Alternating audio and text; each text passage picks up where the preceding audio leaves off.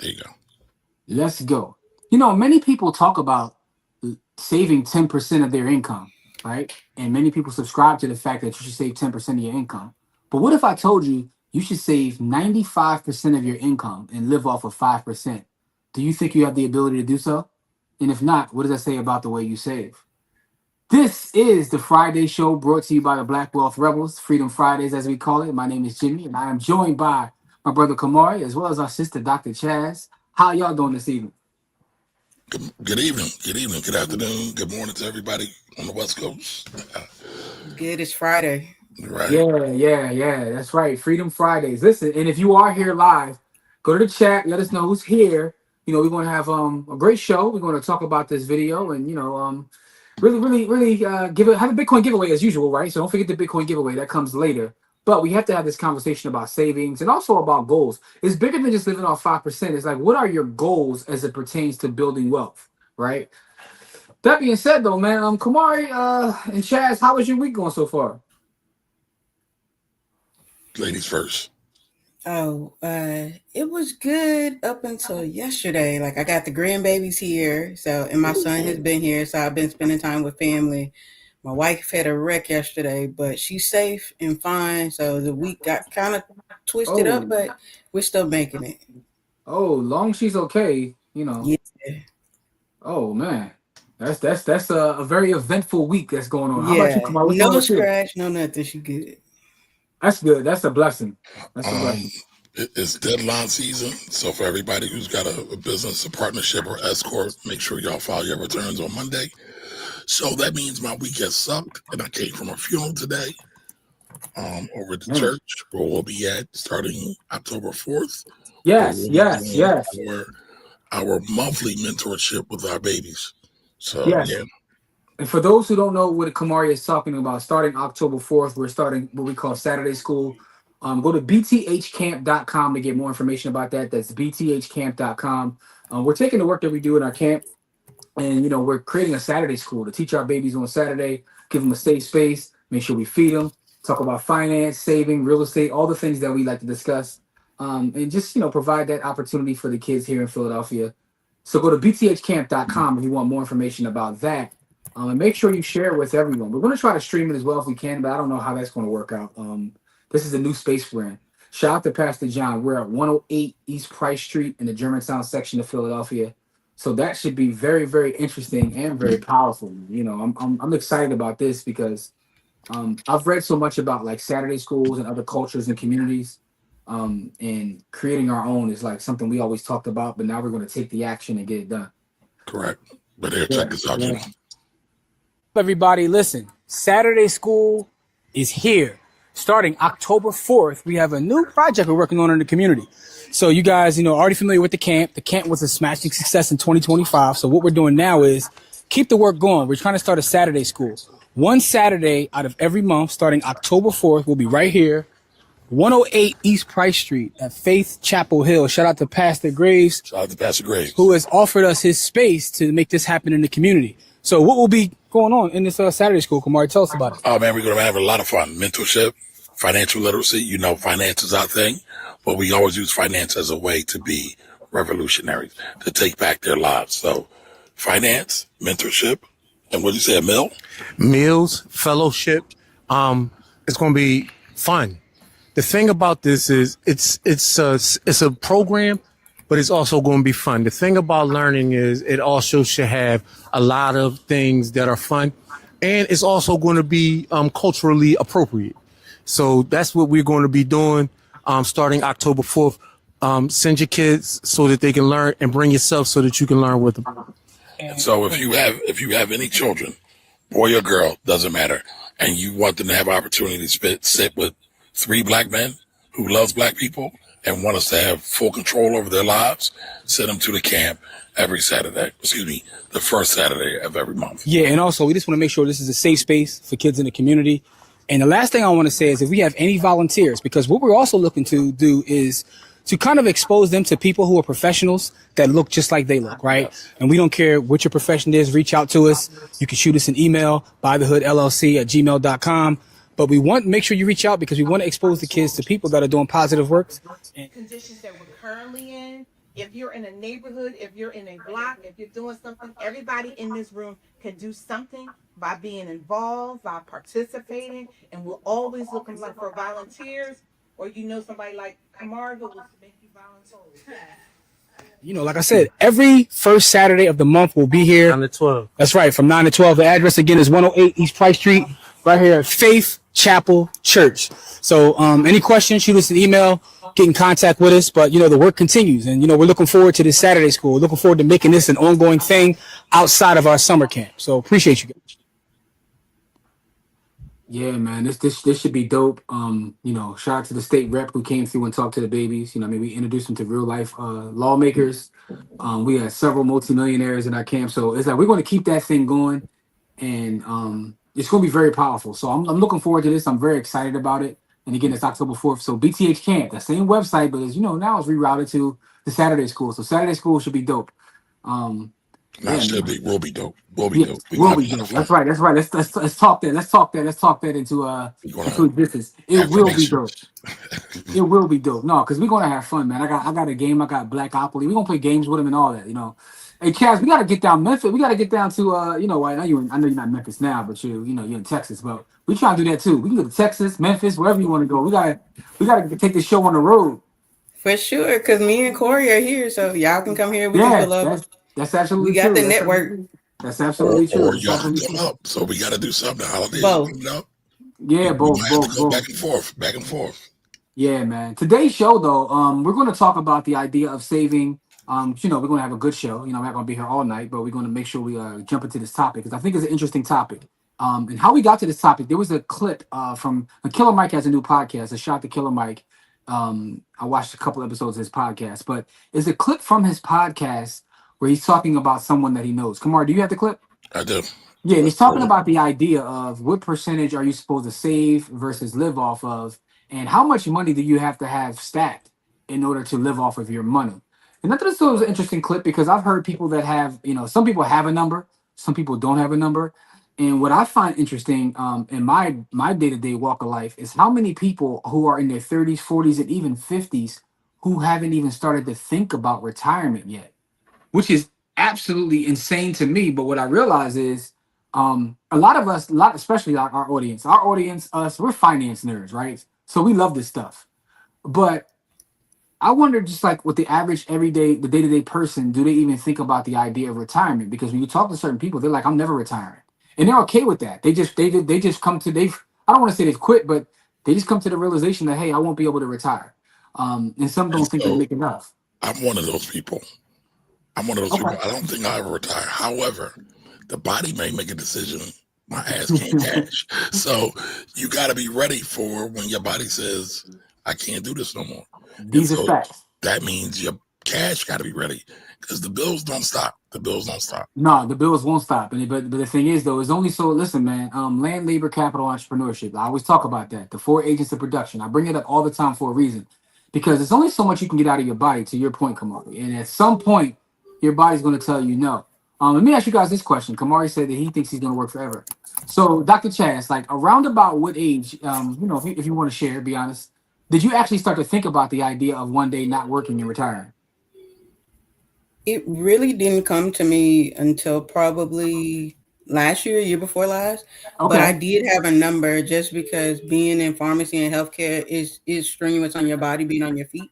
So I was just like, I was giving myself 5 years to completely be out, and this was the year to not work a 9 to 5. So I think it's different. People might have different ideas of what retirement may look like, whether they are retiring from the rat race or in the end pursuing their passion, but to completely do nothing. I don't think I could do nothing. I would still do something, but not being actively. I get it. Let me clarify, right? So I don't really plan on retiring. However, I'm going to have a shitload of fuck you money. So if I decide to change my mind, I can bounce and do whatever I want. But I think I'll always do something, whether it's in the community, whether it's my own business for my own edification, but I won't have to do it. And so I just believe I won't just want to sit around all day long and sit on the beach. But that might change. So it's funny. It's funny. I was complaining to Kamari yesterday, as a matter of fact, about I'm taking this next step in my real estate career in terms of going to real estate development, and things run so slow. It's not what I'm accustomed to, but I can see myself doing this in some sort of semi-retirement because of how it actually works. It's not that taxing. It's a lot of brain work. But the thing that's interesting is like when you look at the fire movement and they have all these various types of fire. One of the things I've heard about that heard that people in the fire movement talk about is the idea of being work optional. And I think Right. that's what I'm talking about. Not necessarily just like going and doing nothing, but being work optional. You're doing work because you want to do work, not because you're forced to get up and go do this and go through the grind because you have to, but you're doing things that you want to do, right? So I think work optional is probably the optimal way to live life. It's probably like the most stress-free way to live life. Yeah, because at the end of the day, we want to be free, right? Yes. Yes. In my opinion, financially Yes. free, that is, Yes. for everybody who wants to be challenging today.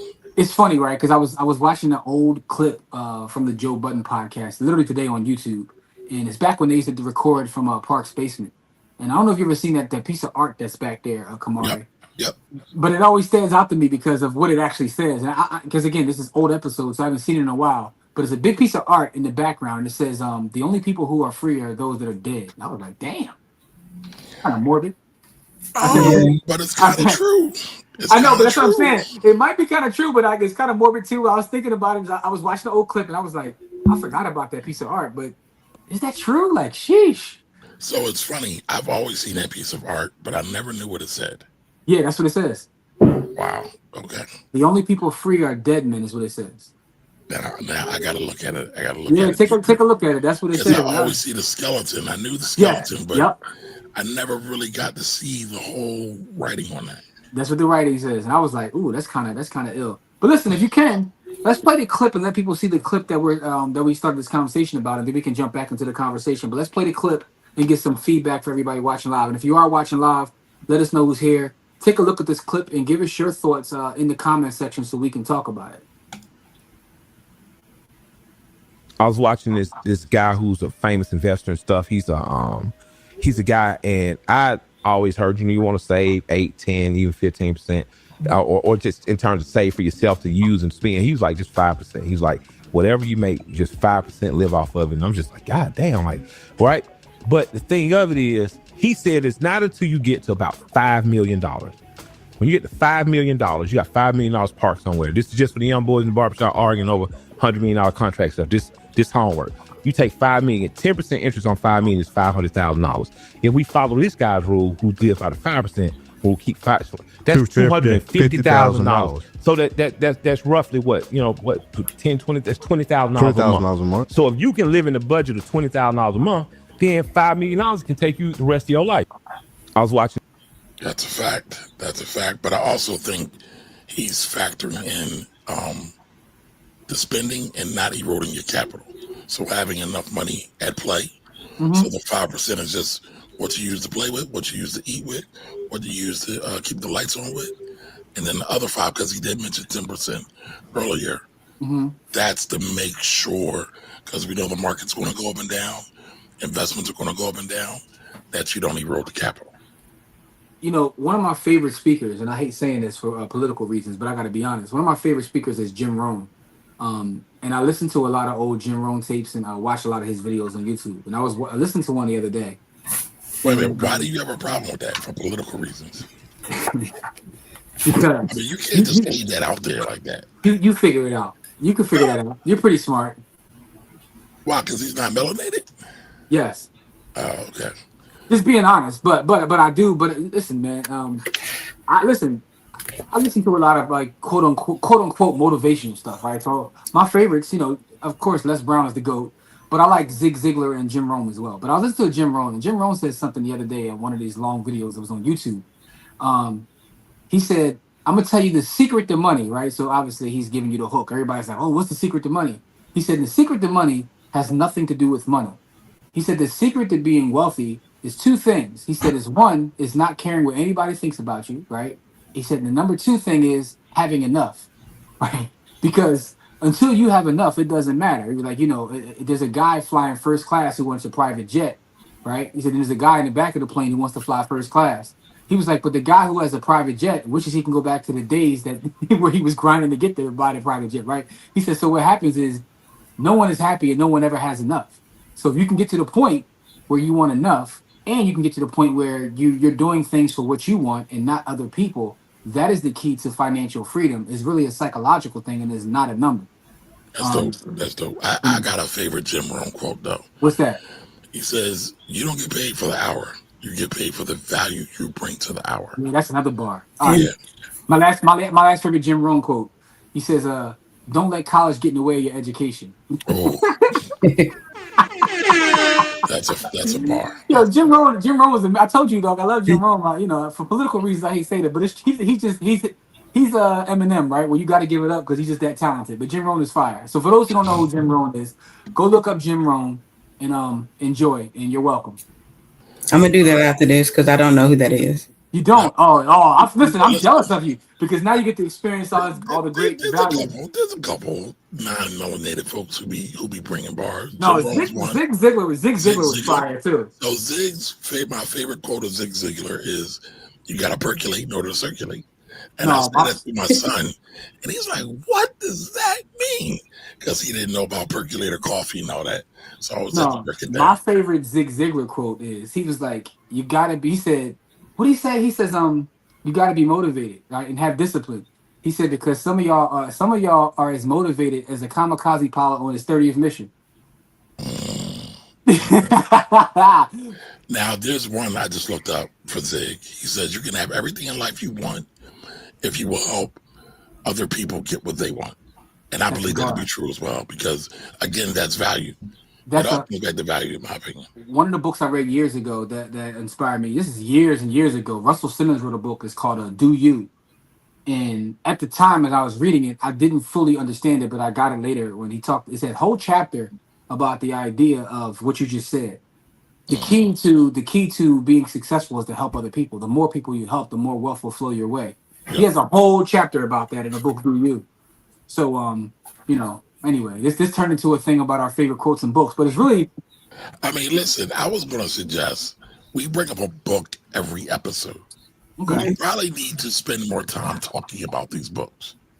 No, this is true. I find myself in at least one book episode. And we read books all the time. I find myself in a weird space, like currently with books, where I'm reading a lot of fiction. No, here you go. but I find myself like, and I heard you say this before, and I think I finally got there, where I'm kind of off finance books right now, right? It's because I've kind of got my personal finances kind of on autopilot, so I want to consume things that kind of like take me away and put me in a different place. So I'm reading a lot of like fiction right now, although. The most recent book I just finished is a book about Richard Fritz Simmons, who was a Harlem drug lord. I just read his biography.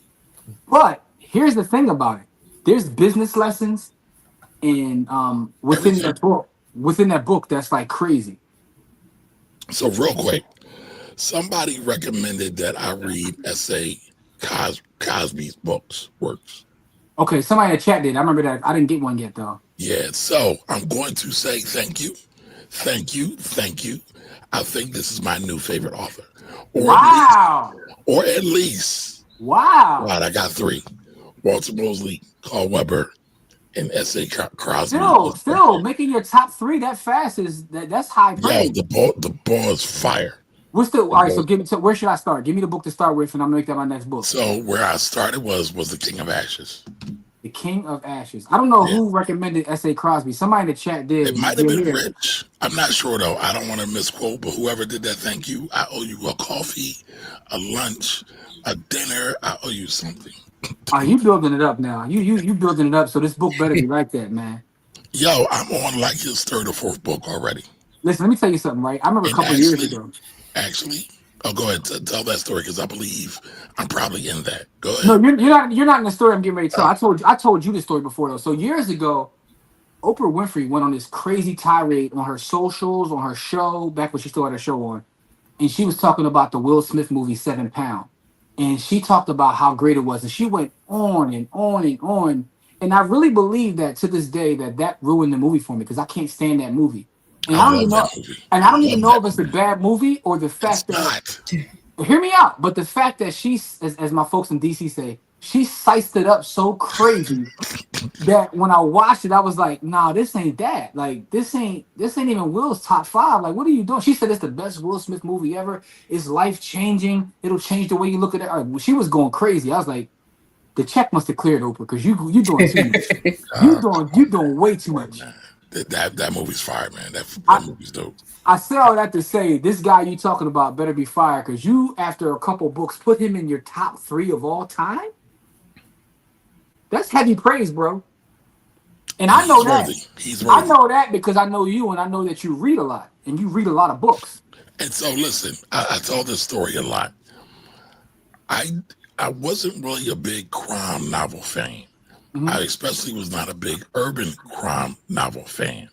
It was Jimmy, because I blame Jimmy. He gets all the credit.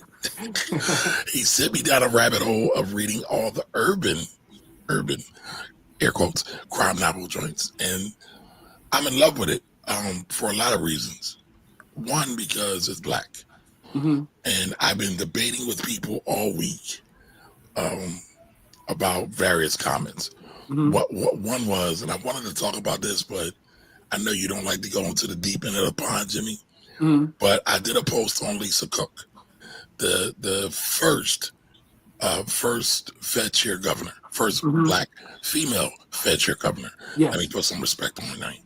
And then how all the antics that the president is doing to try to unseat her, even though he legally is not allowed to do that. Mm-hmm. And I said, she is great, a great inspiration for black folks. Mm-hmm. Someone came on my post and said, someone who is a melanated white thinking person, just put it like that. Okay. But someone came on a person was like, this is crazy. You're siding with the BIS, you're siding with federalism. Why are you doing all this? You're a tax guy, you're an investment guy. And my response was, I'm black first. And I think this is phenomenal for black folks. And so if you can't see the first black female person on the Fed chair as being a great thing, I don't know what's wrong with you. And she's not a DEI hire either, because her economic work, she's done a lot of economic works. She talks about the disparity of racism, the disparity of sexism, how it all pulls down the economy. And so we need to see, and Jimmy, I know you and I agree with this, we need to see representation in all fields, just to know that all things are possible. And so when you got somebody of that esteem and that caliber talking about black stuff, I think you got to give them their props. I think you got to give them their props. What I realized about social media, which is why I don't even get in debates anymore on social media, is that people love to tell you what they dislike. I don't even know. Half of my friends and followers on social media, I don't know what they do like. I could tell you everything they hate. I don't know what they do like, right? And you can say, hey, today's a beautiful day. And someone will come on social media and argue with you that today's not a beautiful day. So that's just what it is. Think about coming to America, right? Good morning, my neighbor. Yeah. Hey, fuck you. Yeah. That's what they said. So when it comes to social media, you just gotta you just gotta take everything with a grain of salt. But Corey's in the building. What up, Corey? What up, Corey? Corey was sounding crazy when I called him. I didn't think he was coming on, bro. Like, you sounded like he was like, He needs some Mucinex. He needs to feed a cold. Yo, right now he looked like he's a mob informant on an A&E documentary, giving up take on somebody. All we need is the voice alter. Yeah, we need a voice change. Like, he about to give up take. He about to tell it all. How y'all doing? Yeah, man. But let me tell you, I mean, Kamari is such a reader, right? That I don't know, where the hell did we go recently? I think all of us were together, but I got in Kamari's car recently. He had an audio book on, and this is ridiculous though. He's in the middle of like chapter 8 or something. I'm like, dude, can you cut this off? I don't know what you're listening to. You can't just start your story with me jumping in the car. You want like the middle of the book, like. But he always listens to audio books. And I didn't do that intentionally. It was just on, right? I would never do that, and I forget which book that was because I was supposed to send it to you, I believe. Yeah, you were, but you didn't. Anyway, here's what I will tell you, right? I'm gonna tell you about this book. It's about Richard Fritz Simmons, who again is a Harlem drug lord. The name of the book was called I forgot what it was called. The Harlem Plug. That's what it was. The Harlem Plug. But what's interesting in the book is like there is several business lessons and also just like black wealth lessons within the book. But one of the things they talked about how he became an actual, one of the biggest. And the thing is, a lot of the folks who have movies and things made about him, he supplied them. So So you're that's, not going to say pause, Jimmy. I don't even know what I said at this point because I was just like really speaking from the heart. But you're going to disrespect me. But it's all good though. So anyway, listen, I do it all the time. You said the biggest, so I was talking about the biggest. I know, but All right, so if a pause if necessary. But here's what I'll say. As I'm reading this, right, I'm like, they said it's a simple principle that he lived by, which enabled him to become like, one of the biggest in his business.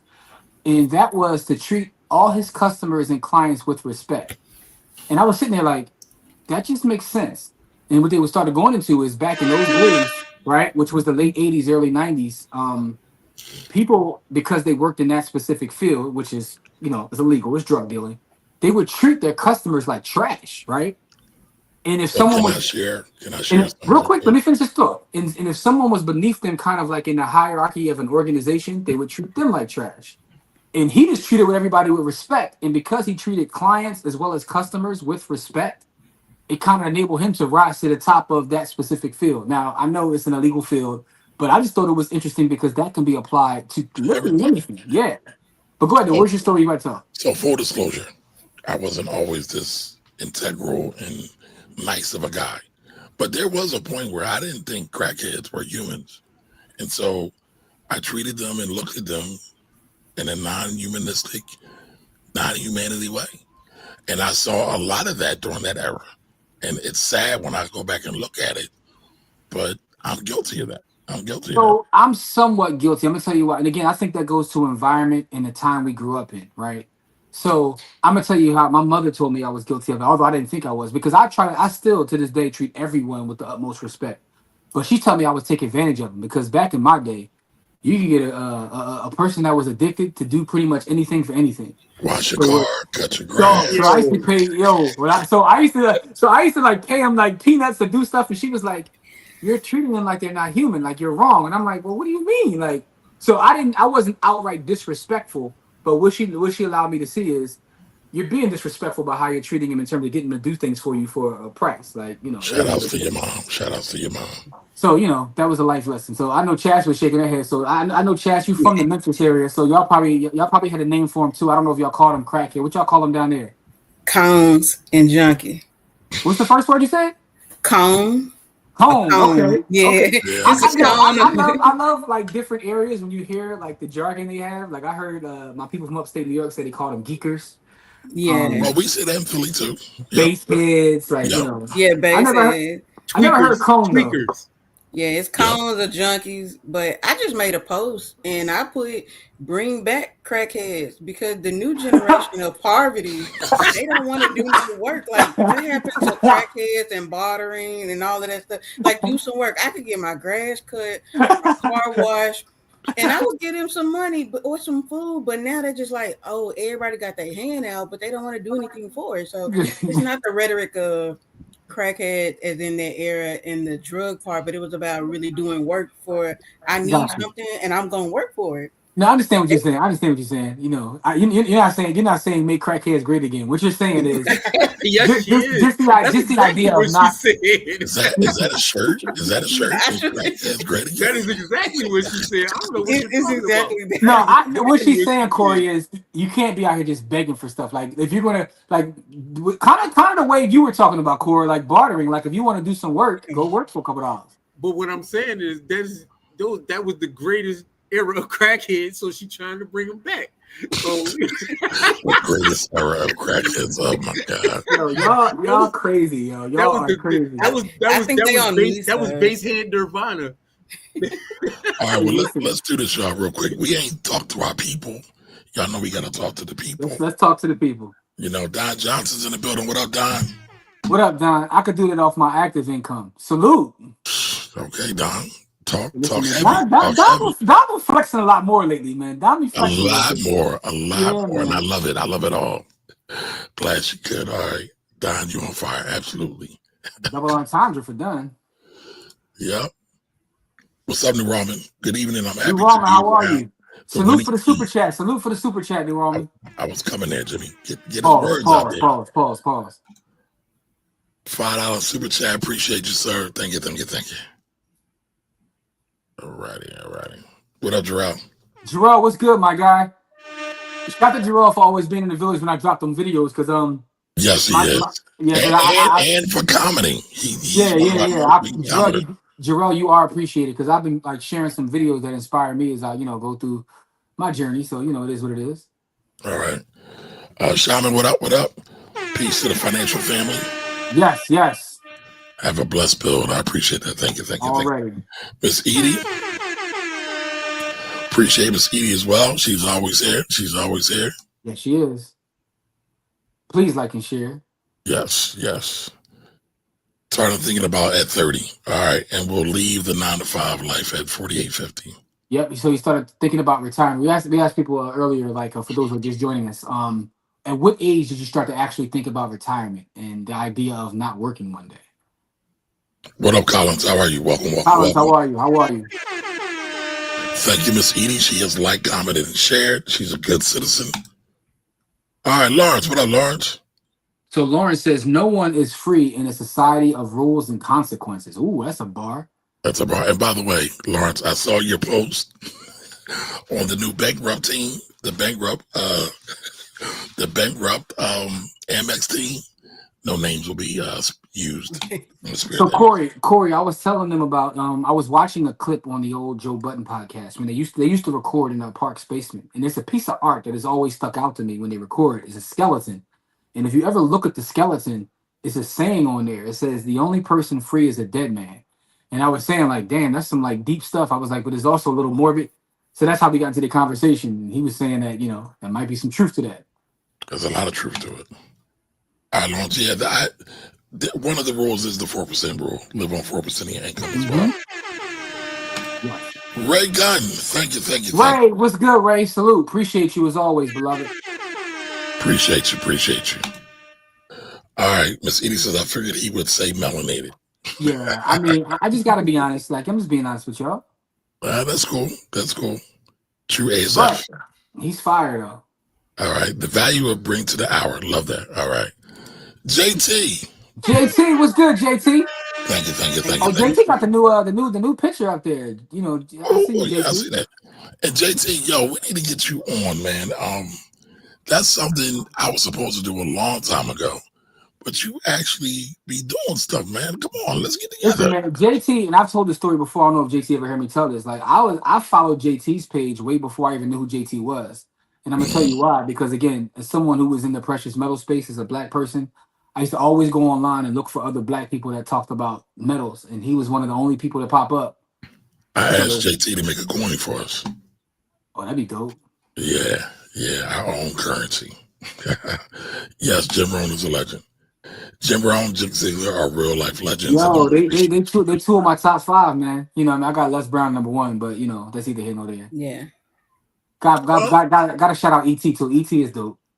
ET's dope. I got an ET story. I got to tell it to you one day offline, Jimmy. Uh oh. You find out you and ET ran tricks on something? I'm sorry. Whoa. Come on, man. Hey, you tried to play me earlier, so I never try to play you. I just tell the truth about you, brother. Anyway, I'm sorry. Listen, I know you pledge allegiance to the Pause gang, so I wanted to make sure you pledge your allegiance to the Pause. You were good. Wow. You were good. That's crazy work. Thank you for that, Collins. Thank you. Yes. Yeah, Collins is my guy. I pulled up in one of my other groups, invited them. They showing Hey, up. Colin. All right, Collins is dope. Collins is dope. All right, Miss Edie says, yes, serve others. Warren Buffett said, do more than you share. As a civil servant, I admire that message. Absolutely. Salute to you, Miss Edie. All right, Jay Sim says, S.A. Cosby is a great writer. Yes, he is. Seems like all of his stuff is based around Virginia, though. So, and he used the same narrator, which I'm cool with. I really enjoyed it. Who's his narrator? You know the narrator's name? I got to pull it up. Yes, All the Sinners Bleed is good. It's great. I just finished that one. I'm up on a new one now. Damn. Yes, All the Sinners Bleed you got to put me down, bro, because you gassing this boy up like. I'm just telling you what Jay Sim said. So it's not even 87 core. He giving the boy 93. Like it's he get the super premium gas. Listen, this boy, like he's doing suspense work, like premium suspense work from a black perspective. And I'm glad you did that because I was actually getting ready to get the new Dan Brown book because I like Dan Brown novels too. He just dropped one on Tuesday, but now I think I'm gonna hold off on that and I'm gonna go down the other rabbit hole. Check him out. Check him out. What up, JC? Welcome, welcome, welcome. So JC says I started thinking about retirement during the pandemic. I was in grad school and found Black Wealth Twitter. Aisha Selden owns some shit, and Chris Johnson get money by income. Help me get it. Shout out to Aisha. Shout out to Aisha. That is our sister, fellow Central grad, by the way. No, not Central grad, Central gang. We're not a gang. We're not a gang. We come from a great institution. Right. So Aisha went to high school with Corey and I, and that's our sister. She's super dope. And shout out to Chris too, man. My man Chris is dope because Chris is a Bitcoiner, so I got nothing but love for Chris. Absolutely. All right, Lawrence says I need y'all to get a book list. Yes, we have one. It's actually up on the site. Now Jarrell's going to help us with bringing up our book club. That's coming. We got so much going on. We got to find some downtime to like really get that organized and done. The book club. What's downtime? Yeah, trying to figure that out. How about that? Saturday school is on the way though, by the way. So So Don says currently reading All Labor Has Dignity. MLK History and Biography is his way for now. I gotta read that one. I've read a lot of MLK books. I haven't read All Labor Has Dignity, but I think I need to. Don, how is the book about because Don got the dope recommendations. By the way, I finished the book Why Should White Guys Have All the Wealth. That was dope. Yeah, I gotta check that one out. I know you've been talking high praise on that, so I gotta check that out. Yeah. Certain parts I liked of the book. Yep. All right, yeah. So you and I watch the same ratchetness. I don't know who that's for, but hey, Yance, you talking about me or Kamari? I'll be on YouTube. I ain't gonna lie. I'll be on YouTube. I think he's talking about Jimmy. Here you go. Hey, listen, me and Yance be sharing memes back and forth, so that hopefully that thread never gets found by anybody. And let me guess, those memes are ratchet as hell. No comment. Right. No comment. All right. Ray says exactly. I definitely don't argue with anyone on social media. So I don't argue, right? But there's this one particular melanated white person who loves to come on my page, right? I don't really go on anybody else's page. I don't. Can I ask you a question? I don't do anything. Let me finish. Let me cook. I don't bother anybody. So if you don't like, and oh, by the way, the racist people love to come on my page too. So if you don't like what I got to say, why are you still here? That's what I don't understand. Is this melanated white person? Is it a lady? No. Okay, I thought I knew who you was talking about. No. I thought I knew who you was talking about. Yeah. Yo, she be spazzing, bro. You know who I'm talking about, Corey. I know exactly who you talking about. All right, so we gonna leave that alone. But by the way, there are a lot of melanated. The one we all know. Yes. No. Whose name shall never be mentioned in a terrible way. Nah. No, not her. No. Okay. But by the way, there are a lot in a terrible way.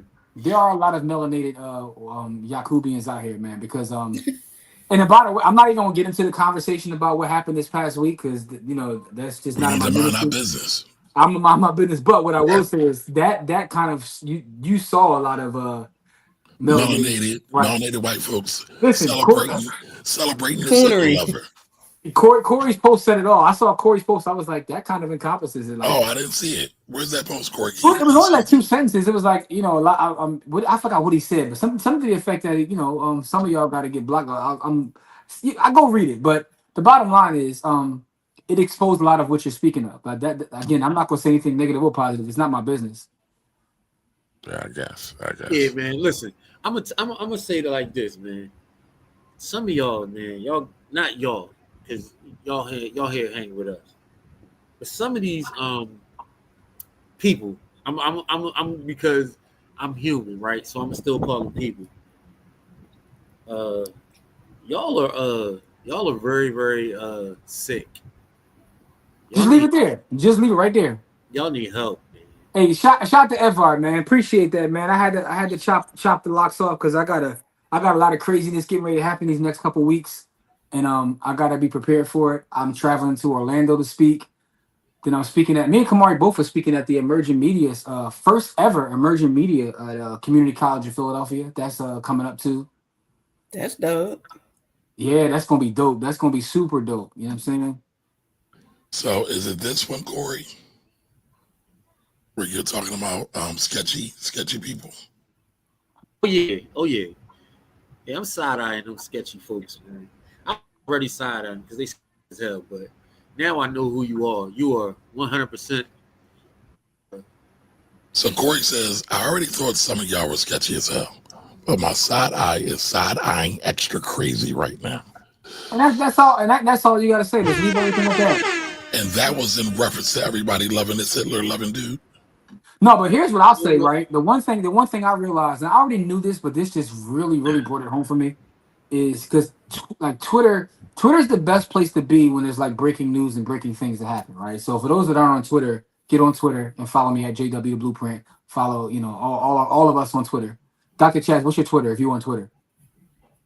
I don't know. I think it's my first. I don't Twitter. Twitter's not my thing. Like I love Twitter's Chaz. for the stock market. I love Chaz because Chaz be like in every social site, but she'll never know her stuff. She'll be like, I don't know. But I got it together. The last time you told me to get it together, I did. I give you credit. Yes, you did. You got a lot better. But what I'll say is this: it's the best place. But I was thinking, right, when the orange guy closes his eyes for good, that Twitter might break. They might break the internet because I really believe there are people crafting memes and jokes right now for that day. Because my timeline went crazy, and I was like, if they're going crazy like this, what's going to happen on that day? That's going to be wow. That's going to be wow. Let's just put it that way. What up, Brittany? Brittany, how are you, Britt? Good evening to you as well. Look to Britt. Like, share, subscribe, yes, fire. Yes. Thank you, Ray. Thank you. Support. Hey, John, how you doing? What up, John? All right, so Miss Edie says, my crackheads never left or ceased to misuse drugs. I love them. R.I.P. to Macaroni in Brooklyn. Love them. They took care of me and vice versa. They love my food and red velvet cake. Okay. All right, Miss Edie, I know you always talking about your food. And where's Miss Edie located at, man? She's from the Boogie Down Bronx, baby. I'm like, we have to make a trip and just visit Miss Edie for the grill. She always talking about her food, yo, and you can't just be we greedy dudes up here. You can't just be talking like that. I'm greedy too. Yeah, we will jump in the car for some food, Miss Edie. I'm just letting you know that. Like, yeah, we got pull up energy for some good grub. Absolutely. Yeah. That was a wild quote right there. The golden seed, the crackheads. I'm just saying that's what it was. It was a time. It was a time. It was. Jamil in the building. What up, though? What up, Got my Jamil? nephew who is 30 and also named Jamil here, telling him about you guys and trying to help him learn the basics of investing, starting with Apple as an example. Salute to Jamil, the nephew. Yo, shut up. Major salute to that. That's so dope. What's so funny? I'm laughing at Jamil's other comment. Jamil's is funny as hell, yo. Oh. All right, so Jarrell says, yo, y'all saw Publishing Clearinghouse file for bankruptcy? Sheesh, what happened to getting $5K a week for life? Yo. No, I missed that. I used to watch them infomercials and just dream, yo. So, Steve, I just ordered that. You did order it? Well, I'm on the waiting list, and I picked the orange one. So I still got the 16. I'm not getting the 17, and only for one reason, right? Because I'm super tech upgradeable. I'm a weirdo that way, but I'm not getting 17. Outside of the fact it looks a little weird to me, but I wasn't get the orange one because orange is one of my favorite colors. But I keep reading that they're going to come out with their folding phones next year. So I think I'm just going to hold off and cop one of them because you know what I'm saying. I got a 14. So it's you definitely do. You definitely do. I even hate being around Kamari because Kamari my battery ain't working. Go ahead. Kamari still use the old chargers, dog. I'm like, yo, that's what the phone requires. Come on, it's man. not like I selected that out my own volition. Yeah, I mean, you and Kamari car, you try and grab a charger. He got the lightning jar. I'm like, come on, man. What year is this, dog? What up, Dina? All right. Dina, what's up, Dina? Dina is a legend. Dina says, Kant wrote a book about the irony of freedom. It requires restraint. The only people who are free are those who practice restraint. Dina, what's the name of that book? Who's Kant, by the way? It's a philosopher. Okay. All right. Learn something new every day. I need the name of that book. I need that. What up, Noble? So, I was out so I have another quote about freedom. So it's a the dude that holds the record for the marathon. He ran the marathon in like 3 hours, 2 hours or something. The black boy that be online telling Yeah, everybody lazy. his name is something Kipchoge. Oh no. I was talking about the other black boy who be running all the time online telling everybody how they lazy bums. What's the No, you're boy? talking about David Goggins. That's David Yeah, I was Goggins. talking about Goggins. No. I'm talking about the actual world record holder. Okay. And he said the only people who are free discipline themselves every day. And he was like, those people are not subject to their own emotions. My quote about freedom says, "If I got a Kevin Tipton, I think his name is. Yeah. Calvin. It's something Kipchoge. He said the only free people are disciplined people because they're not subject to their own emotions. Okay. They'll do it regardless. And I was like, dang. And he's from Kenya, and he ran a marathon in 2 hours and 35 seconds. That's a sick man. That's crazy. 5 minutes, like, damn, bro. Kamari, my quote about freedom is, if I gotta die to be free, then I guess it gotta be, because I've never been a sucker. See, that's from Daddy O. It's Sonic, buddy. I just want to put that out there. All right, so Yan says, has everyone watched the Boondocks episode about Tyler Perry? Yes. Yes, we have. Yes, we have. Yes, we have. Now, what's the follow-up? I know there's a follow-up, Nancy. I wish the Boondocks were so fire. Yes. I wish the Boondocks were around only so they can like do Charleston White. Like I literally wish they were around.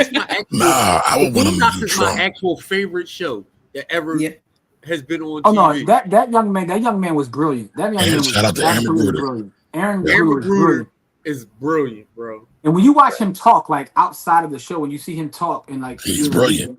Yeah, you realize that he was taking all his thoughts and really just putting him into his show. Like he was really a smart guy.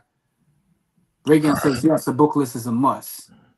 We got one already. We need to update it though. All right, it's cool. Mostly SPE. Whoa, what? I don't know what that means. Don, what's SPE? I'm not hip to that. I don't know if that's some $40. $40. I don't know. Martin is talking about them young Yakubian women. I don't know what he's saying. Anyway, so Noble says currently reading Back of the Hiring Line by Roy Beck. When I first saw that, I thought it said Back of the Hairline. I'm about to say, whoa, all right, so tell us about the book though. What's back of the hiring line? What's it about? Oh, so this is what he meant to say. Speeches. Okay. Yeah, I don't know if I need that. Thank you, Miss Edie. Appreciate that.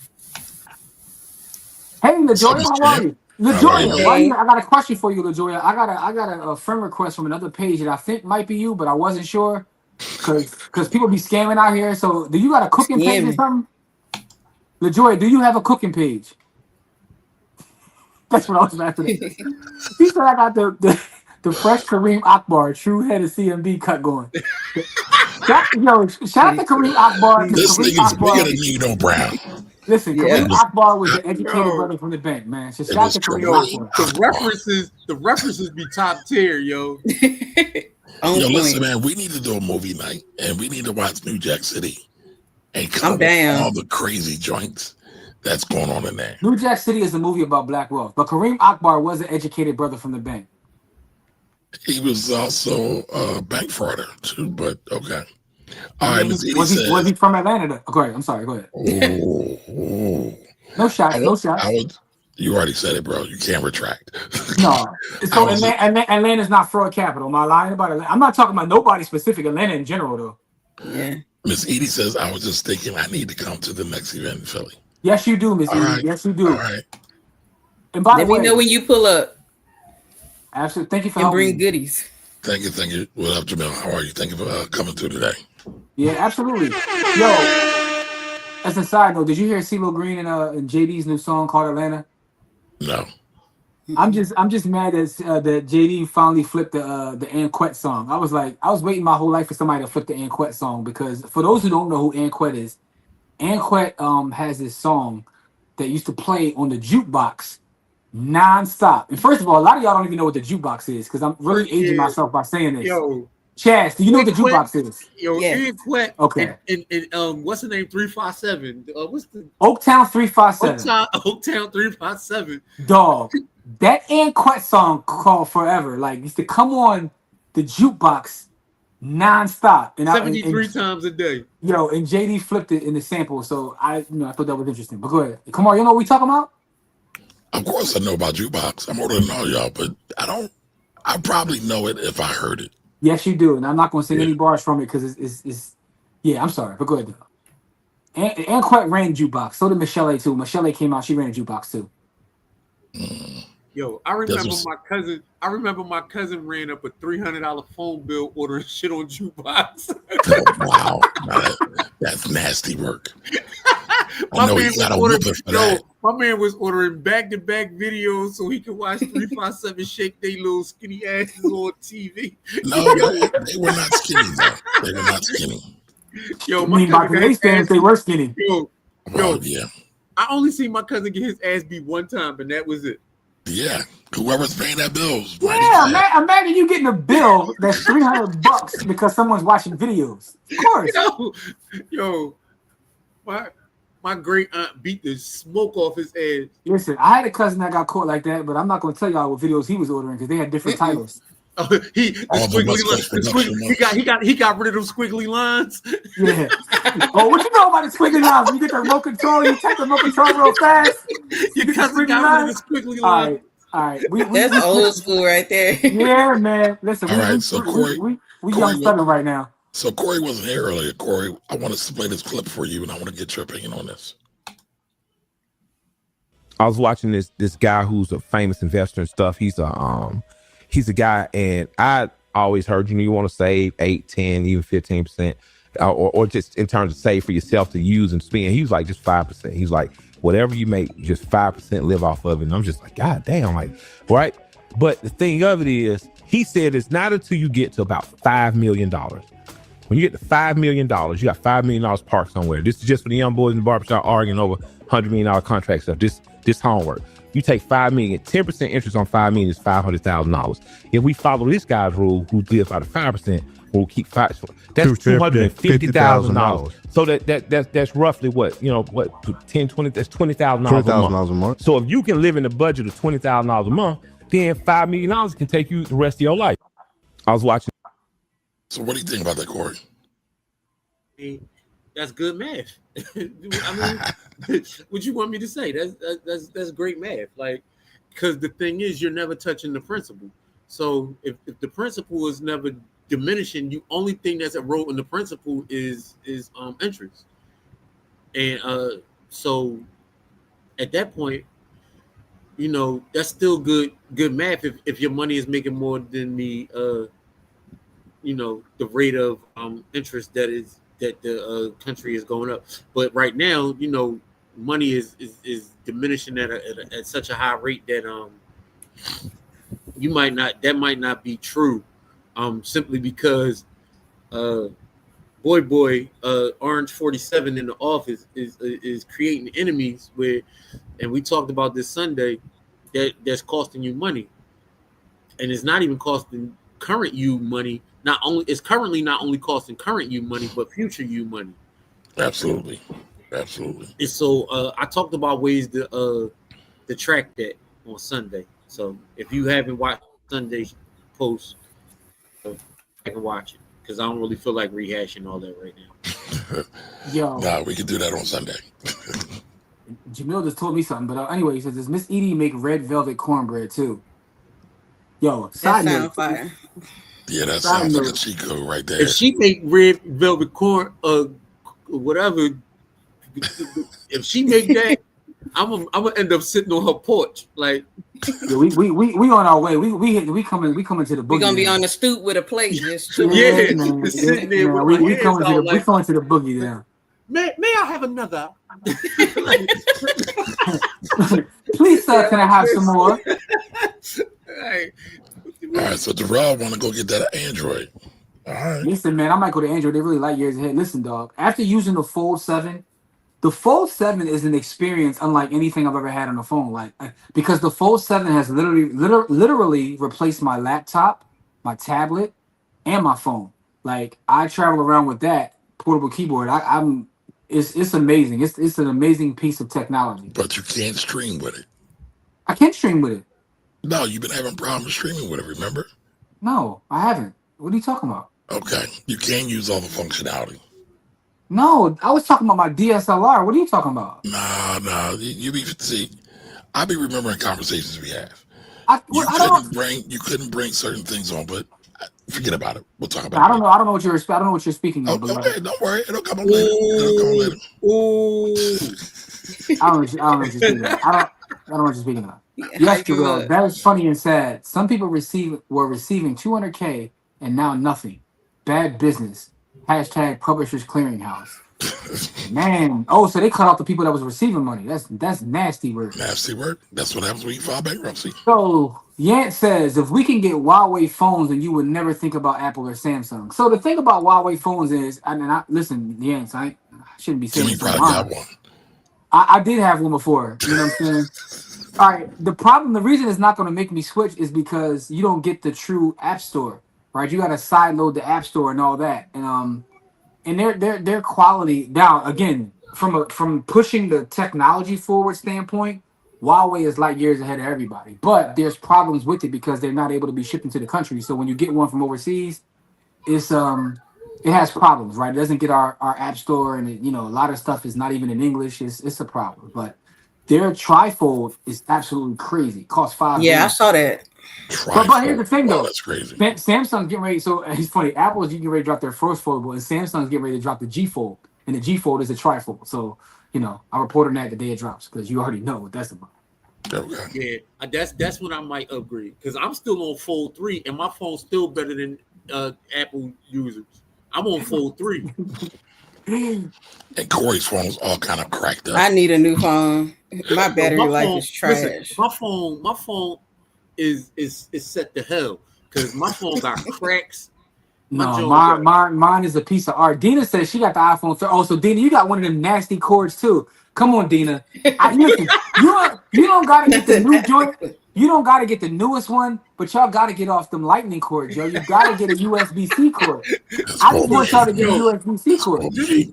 Jimmy funny as shit because he stay talking about the pores, man. He be trying to get people off the Listen, Dina gets money. Listen, I've seen Dina make trades against GLD, which gives her enough capital. Listen, I know Dina's not poor. That's not what I'm saying though. You stay coming at people about their technology and their shit, man. Like you. No, I don't like them. I don't like them. Snob. All, Jimmy a tech snob. I think No. Jimmy is not a tech snob. Jimmy is a tech snob, and he's an airline snob. Right? Let's be clear. But what's the term he says for everybody that does not sit in first class? District 13. Yo, hold. Y'all not gonna turn this into no roasting session, man. Listen, man. I love everybody, man. I love everybody, man. You said roasting. In Memphis, we say checking. Oh yeah, yo. So we got words here too, like you know what I'm saying. Like we say we say you the bid, you know what I'm saying, or you getting cooked, or you drawing that too. All right, so Dina says fundamental principles of metaphysics of moral. Whoa, that's a heavy title right there. Like I gotta reread. He was a philosopher. Fundamental principles of metaphysics of moral. That's the book by Kant. He also talks about morals and ethics. That book sounds like it's a little heavy of a read. Like, I gotta like set aside like a couple weeks to like. You know what I'm saying? Like, yeah, that's a heavy title. But I'm gonna go back. Dina, if you can you put that in the village, like in the chat or something? For those that are in the village, y'all got these book titles. I need y'all to drop them in the village. And it's a general chat. Just drop the book in there because I can't write it down now. So Jamil says, I remember when the Boondocks replaced Star and Buck Wild in the back of the source. Damn. You're going way back. I do remember that. I forgot about that till you just said it though. The book is about employer bias in the depression of Black wealth. Noble, what is the name of the book? Repeat. I know you said it earlier. If you can, go to the village, look up the chat, the general chat, and drop the name of the book. I want to build up a list of these books so I can get them. Not the Atlanta slander. No, Atlanta. Listen, I love Atlanta. I absolutely do love Atlanta, by the way. But the data says one thing. The owner of Lou and Choose just pled guilty to PPP fraud. I can't talk about that. I can't talk about that. You know what that means. No he's a childhood friend. Like, it's my people. So I know. We used to try to meet up. You used to always want to go to Lou and Choose. I respect that though. You're looking out for people. Yeah. Like, damn, dog. Yeah, I'm a little. Yeah, I'm tight over that. Like, it's crazy. Miss Edie says the jukebox, the memories. Yeah, I got the memories. I will always be there for you, baby, forever. Come on, you don't Yo, remember that song? we might need a concert from Jimmy. And You know. oh, I got an 8-octave voice, dog. So when you gonna let it loose then? You gonna talk all I that, don't sing. that I don't sing nonsense, for but you free. won't be doing that. I don't sing for free, dog. I gotta be a Oh, paid but gig you sing for jokes? or $40 date. I'm Because I sorry. mean, I'm I sorry. got you. I So got Miss you. Edie says. I Miss got Edie you says, on. no, Wait, wait, sir. wait, hold on, no. You're not gonna. I have you on record singing, sir. I got you. You didn't get paid. So what we talking about? Oh, that post is monetized though. All right, so Jamil, no sir, never even heard of that. I like original recipes. Oh, Miss E, you can't keep talking We about this food the way you be doing though, because what you don't know about me, Corey, and Kamar, and Chaz too, we will pull up on you for the grub. Yes, we will. Yes, we Ants in the will. I'll say building. What's up, grace. Ant? Yo, She's that on part, Skywalker. this right here, I didn't know. I didn't know that Anquette was on Luke's label. Luke was getting to it. Skywalker was getting busy. Yo, Listen, Skywalker was actually printing the records back in the day. because H Town was also on Skywalker Records, right? I Yeah. didn't know that. Yeah, so Luke was ahead of his time, yo. Yes, he was. Luke was really Yes, he ahead of his was. time. Like many people think of Luke and they only think about like Two Locker. booty music, but And he wasn't even in the original Two Locker. Luke was really on some some entrepreneur type stuff though. It's a Black Wealth story. It really is. It really is. Black Wealth story. So Jamil says when I was on vacation, we said, "Damn them squiggly lines." Yo, if you know what he's saying. As long as we had the sound effects, our imagination did more to suffice. Okay. Okay, got you. For those who know, if you know, you know. I don't know. I don't know what y'all talking about. But what up, Yeah, Carl? you know about the squiggly lines, No, dog. I don't. No, sir. Kamari with that. Not the 8. Come on, not the 8. That joint, yo. Ant says I still got the iPhone 8. I'm going down. Yo, this is why I was laughing. It is a wild ass bull. Ant, My man I got a question for you, dog. Ant got Why? an Obama phone. He got the 08 Obama. He got the Hey, yo, 08 Ant. Obama. Hey, yo, Ant. Did them shits even got letters? God damn. Yo, listen, I'm not even a tech snob, but bro, you gotta come to You gotta step it up. 2025, bro. GC says, "What's good?" Shout out to Google and SoFi. Shout out to SoFi because SoFi. we was buying SoFi like a actually we're Rich here. I don't know if Rich is in here. We was buying SoFi in the before it even went public with the SPAC. Yep. Yeah, we was doing the SoFi SPAC. That's what back in the Pastor day. said. Yeah, we was in the SPAC days getting SoFi, so I love SoFi. Yo, oh man. By the way, as an aside, I just outside of that, SoFi as a platform, I've been saying this, is my favorite. I think SoFi has surpassed Robinhood in terms of ease of use, the beauty of the app. SoFi is a phenomenal product, by the way. I just want to put that out there. Also, Kamari, I told you, I don't know if it was a couple of days ago or last week, I told you that I got some pre-IPO Gemini, right? And it's like, So that sucker's up like 30%. dog, 30. I bought it. I got it at $14 per share. Damn. Right? But this is Can I borrow a dollar? this is just further proof Can that I the borrow a game. dollar? This is further proof that the Don't game is ignore me, rigged. brother. Your brother's asking for help. Can I Of borrow a course, you can dollar? borrow a dollar. You can borrow whatever you want to borrow. Okay. You know what I'm saying? You can borrow whatever you want to borrow. I like having money on the street. South Philly loan. Damn. The biggest I'm joking, bro. I'm joking. The big. I got in SoFi at 13. So I bought some leaps for SoFi at 15, and it dipped on me. Damn. So You let him go. Why didn't you, Kamari? Yeah. You got access to me and us. Why didn't you ask? Because life's crazy right now. talk to him, Chaz. Hold on. Let me put it on the big screen. Go ahead, Jazz. No, go ahead. I listened to the earnings call. I did lives about SoFi. I posted about it when they did their May 5th, and I told everybody to get the $20 leaps. They were $86. I still have them on my watch list. Them things is wanging. So now on my list is looking at the 40s because that's all you can see on the calendar. But I think they're gonna do well if you keep listening to the earnings call. It's all in the earnings call and the progress. When they dip, just buy more. Listen, I love SoFi. I love outside of the stock, which is produced phenomenally for me. I love I tell Kamari all the time, I love the actual products. Like they are super dope. Their customer service is super dope. Like that's where they got like Robert and all that beat. They have the beautiful app and all that. But their customer service is super dope. They got the buckets that allow you to. They just got they fire, man. It's super fire. So and they got the Super Bowl and SoFi Stadium this year too. All right, so Dr. Chad said, pay attention to the earnings call. The next earnings call is November 4th. I will be on it. There you go. Yep. There you go. And I told y'all what to look for. We are looking at January 16th, $40 strike. So You can go deeper listen, in the morning. You can do 30, you can do 35 and 40. And once I wouldn't go past 50. Just with the scale of the movement and how we see on the earnings, but this is for educational purposes. not thank investment you. advice, educational information only. But Dr. Chaz then gave you the level. By the way, Dr. Chaz, you must got a like because your picture looks way better. I don't know, like if Erica shamed you into getting a like, but I was in the wrong room. Looks amazing though. Looks amazing. Thank you. I bought the light, but I had some family tragedy this week, and so that light didn't get no run, man. This is my first time I opening my computer. Yeah, we got you, bro. It's all good, bro. I just And by the way, Corey, man, my condolences, man. My condolences. It's crazy. Yeah, Life's crazy. Life is crazy. Corey came on. I thought he's about to snitch on some made men or something, like, you know. Many men. Cornette people. Wish death upon me. Blood in my We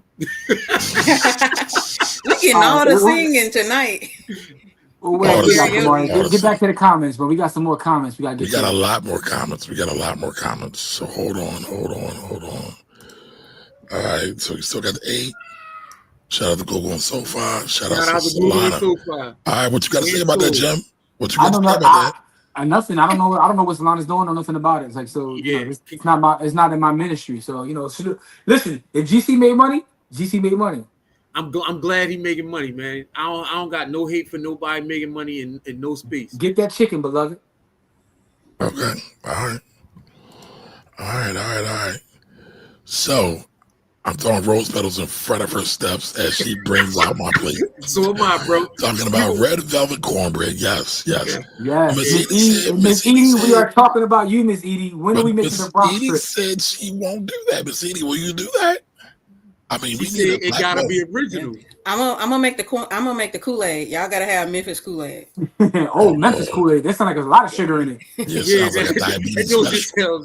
Like it sounds like you gotta give up a couple of your toes. So you gotta give up a couple of your toes to get that Memphis Kool-Aid. Listen, Jarrell. If my ear don't tingle after I drink it, it ain't Kool-Aid. You need that house party Kool-Aid. So Jarrell, it's not District 13, it's District 12. District 12. Jimmy says that all the time, just to be correct. Hey, man, I'm a fan of the Hunger Games.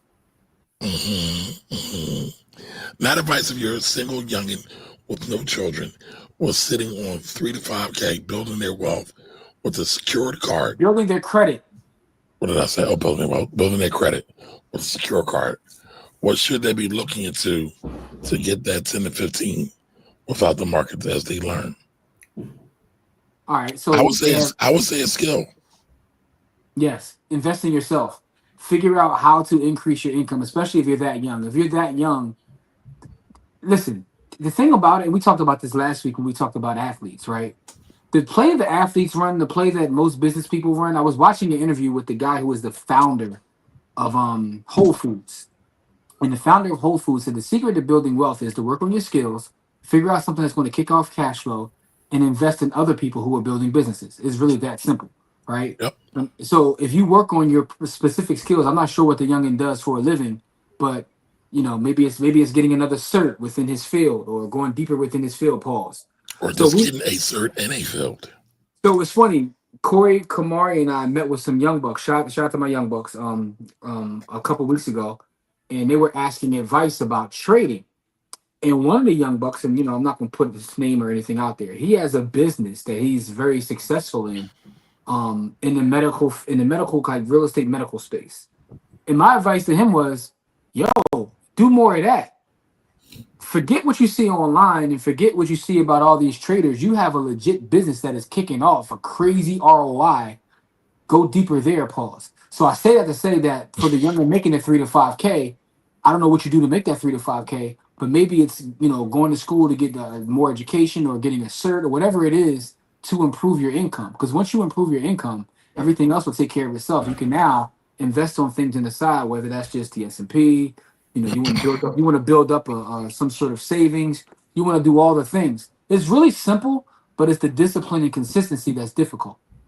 Creating the plan isn't hard. It's the discipline and consistency that's the difficult part. That's It's it. the execution. It's the execution. I'll add to like something that Diamond Dave taught me in the beginning of like my trading and career in some of the videos, his old video. He always mentioned know your number. Like, so I always start with my clients, like, what do you want to trade? How much do you want to invest so we can customize that instead of them saying they need 20K. Their Right. bills and their lifestyle may not even be 20K, but hearing that number or make them accumulate debt so that they can be in that bracket. Once I knew my number, I knew I didn't need a big mansion. I knew I didn't want to, one, I don't want to clean it. So I found, Facts. Yo, that's real. That's so real. That's so real.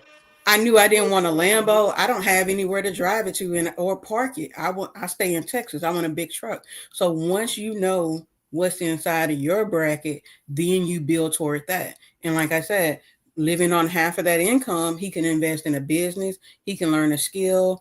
He can start doing dividends, something that he can do in his sleep. And the main thing, solve a problem. Find what people have problems with. That's where your money is going to be. No, I don't teach people how to trade. I teach them a skill set to be a capital manager. And that capital management involves the stock market. So again, change your mindset. I'm not just a trader. I'm a capital manager. I'm sending out dollars who are employees that are going to come back with more employees to make me more money. So mindset, solve people's problems. There you go. Talk to him, Chaz. Hold on. Chazzy, all the points. That was game. That was $1 million worth of game right there. Yeah. Jimmy, you out of pocket, man. I'm not. Yo, by the way, for those you out of pocket. For those asking if Chaz has a channel, you see it right behind her. Know Better, Do Better. If you look up Know Better, Do Better on YouTube, that's her brand right there. Know Better, Do Better. All right, Steve says right, Robin Hood Elite. Okay. Hey, listen, I'm SoFi. I'm Team SoFi. All right, we'll have to check out SoFi. Hey, Ray Gunn, if you ain't got no SoFi account, man, hit me up in the village, man. I want to send you my affiliate link. For sure. Yeah. I told y'all before, I don't care if I got $100 million. I'm still want y'all to click on my affiliate link, yo. Okay. Say it again. Was originally discovered and signed by Luke. Yep. Yes, he was. Damn. Yep. Luke got a lot of the folks. I mean, Fun fact. Trick I Daddy get free was stuff. discovered by Luke. Go ahead, Doc. No, I'm sorry for cutting you off. Mine might be lagging, but my dad looks like Luke, and in his skinnier days, we got a lot of free stuff because people would come up wanting hugs, wanting pictures because he looked. What and else my did they daddy want to talked give you? trash. I know the young ladies probably was making him all kinds of offerings because He kinds slide of me. You know how my dad is 6'5", and you see I'm short. I'm 5. My dad would put me behind his knee a little bit and just let the ladies. I mean, they were good show. I'm like, Daddy, who are these women? Like, what is they doing? But my dad looked so much. He put his shades on, and we get out. They pull up on the. I'd be like, oh my God, my dad. Don't stop. Get it. Go ahead, Dad. And don't let him play it. My daddy played it up. He was not like when Corey said he was in the. He was you in and the, my dad was in the trap, baby. He was. All right, you sure did. All right, this is my client. Hey, shout out to this is one of my clients. She's quitting her job. Whoa. Salute. Let's go. Yeah, man, that's double. Yeah, she's teaching people. I'm so proud of her. Congratulations. What's she teaching people, Doc? She's teaching people the stock market. She has a sniper strategy. She got with me. We honed in on her skills. Now she's teaching more people. So I'm so proud of her. Nice. Salutes. That's dope. See? Everybody know I was saying SoFi. Okay. Yeah, SoFi is that word. I've got 500 shares of SoFi, 678 cost basis. Talk to him, Dina. Dina, here's what I need you to do, Dina. Here's what I need you to do. Sell a couple shares and get a new iPhone. No, I don't agree. I'm joking. I'm joking. Don't Borrow sell the against shares. it. I'm joking. I'm joking. Yeah, Borrow there against you it. go. I'm joking. Borrow. Borrow I'm against it. joking. Borrow against it. There you go. Covered So calls. and so shout out to Corey, because I was facing a problem. I'm still kind of facing it. But Corey said, you got enough stuff in stock. Roll it over to S Block, take a loan. And I my GD stock rather, fired off last night 2 a.m. I'm consolidating everything, and I'll see if I get that loan. So thank you, Come on, Corey. man. You ain't gotta be gangbanging on here though. Listen, I'm not gangbanging, the man. crazy part is General Dynamics. you never No, I'm had to, saying you GD. got without even think. All you had to do is click a couple buttons. You don't got nobody. No. So I had to consolidate though, because it was at a different brokerage. Yeah. So consolidation is key for that. Consolidation is key for that. Because they was fronting on me a little bit. It was like, I'll bring it all over. Bring it on over. All right. I brought it over. All right. Come on. I got it. Let's try it. And we're gonna rate it 1 through 10. What is it? Is this how it Yeah. You gotta do this part. All right. Then it says, "Wish I've got more." Yeah, Man, hell don't yeah. we all? Yeah. I wish Hell I'd have got yeah. more leaps. I wish I'd have got more leaps than Yo, 7 leaps. I'm gonna say this name, and she a legend, and I don't care how y'all feel about it. Leslie put us on to some shit, boy. Oh, I thought you was about to say Cherokee, but go ahead. I'm sorry. Shout to Les too though. I mean, so did Cherokee, but But shout Les too though. Listen, I got nothing but love for Les. Shout to Les. yo, Les listen. super I researcher. know how some people in feel about Les. That ain't my experience. Les put us on to a bunch of shit, bro. Yeah. Yeah. Les, we love you, Les. All right, so Miss Edie says, well, I just looked up the red velvet cornbread recipe. It seems easy enough. Miss Edie. All right, so let's go. Let's go. Give us a date, Miss Edie. Give us a date. Your aunt is wild. All right, so Jarrell says, I don't know if I'm eating the wrong red velvet, but that joint ain't it to me. Tastes like red chocolate. Well, red velvet a lot of times is chocolate, but Yeah. So red velvet's not my favorite, by the way. I just want to. Miss Edie's always talking about food, so you know what I'm saying. Squid Game is better than Hunger Game. I gotta think about Squid that. Games. I never watched Squid Games. I like the first Squid Game. Squid Game kind of like got, you know what I mean, they stepped on a little bit too much. I get it why. If you got a firebrand, you're gonna try to run it into the hole, get as much as you possible. But they stepped on that kind of crazy. But I gotta think about this. Cedric says, what are the chances the feds will cut interest rates this month? I don't think so because CPI numbers just came out, increased. But weirder things have happened. Listen, your boy Orange 47 is pushing for that, but I don't think it's happening. I've never seen a president try to bully people into a rate increase. This is like this is wild. I mean, Jerome is Jerome. Jerome Powell is the only white Jerome that's gonna stand on business, and I think he's just gonna keep showing up, speaking the same thing, and then he's gonna retire, and he's gonna show them you can't bully me, which I appreciate because right. I don't think That's he's his taking job. money But from the nobody. thing is, he only gonna be Fed chair through half the term. He out of here in 2026. Yeah. That's what I'm saying. He's gonna keep it neutral. He's not gonna do anything. But here's the thing, But though. that's the thing, though. The president and the Congress get to elect the new Fed chair. Yeah, But here's and the it's gonna thing. be in his pocket. He is the best Fed chair ever, and he was appointed by Trump. So, well, I won't say ever. But I was about to ask you. That's a pretty you got a lot of hyperbolic statements this evening, bro. A lot of greatest ever and best this and. Well, I will say this: he is Trump's. You know, I'm not a fan. He's Trump's best appointed. Okay. I will say that. Hey Cedric, appreciate the super chat too, beloved. Thank you so much. Thank you. But yeah, I wouldn't be a bet man on that one. I wouldn't be a bet man. Okay. The market's too high right now. We're sitting too high for them to even consider a cut. If we were down and they wanted to drive the market back up, because Orange Man wants the market to be high. This is what he wants. Precedent, ruling power. So yeah. I mean, but when you look at the fundamentals of what the Fed does, right? They're looking to keep inflation low. And they want that target. Where is it at now? 2.7. It's supposed to be at 2. So this is what I'll say about the stock market, and this is in all honesty and sincerity. The stock market is a distraction. It's really a distraction because that's not where the problems and the issues lie. The problems and the issues lie in the bond market and in the forex market. Yep. That's where all the issues lie. The stock market is actually a distraction to really what's going on, because the stock market is based on the rates made out of those other two markets. But people don't talk about bonds, and I never heard about bonds until Diamond Dave. So I think we should go in. I'm not the best at it, so I won't say that. You obviously didn't watch what I said on Sunday.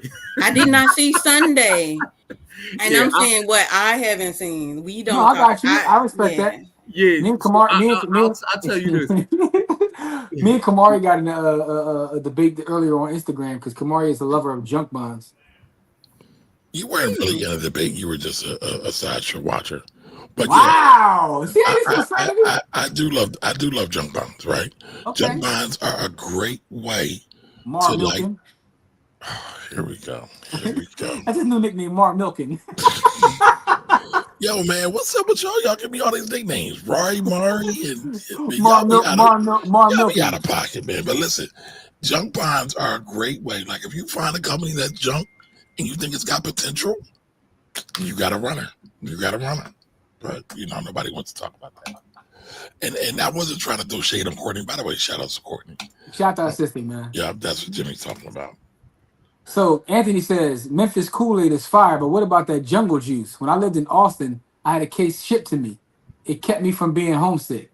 I don't know what jungle juice is. Yeah, I'm not familiar with that. Listen, I hope he not. Well, I know what it is. I know what it is on the HBCU campus.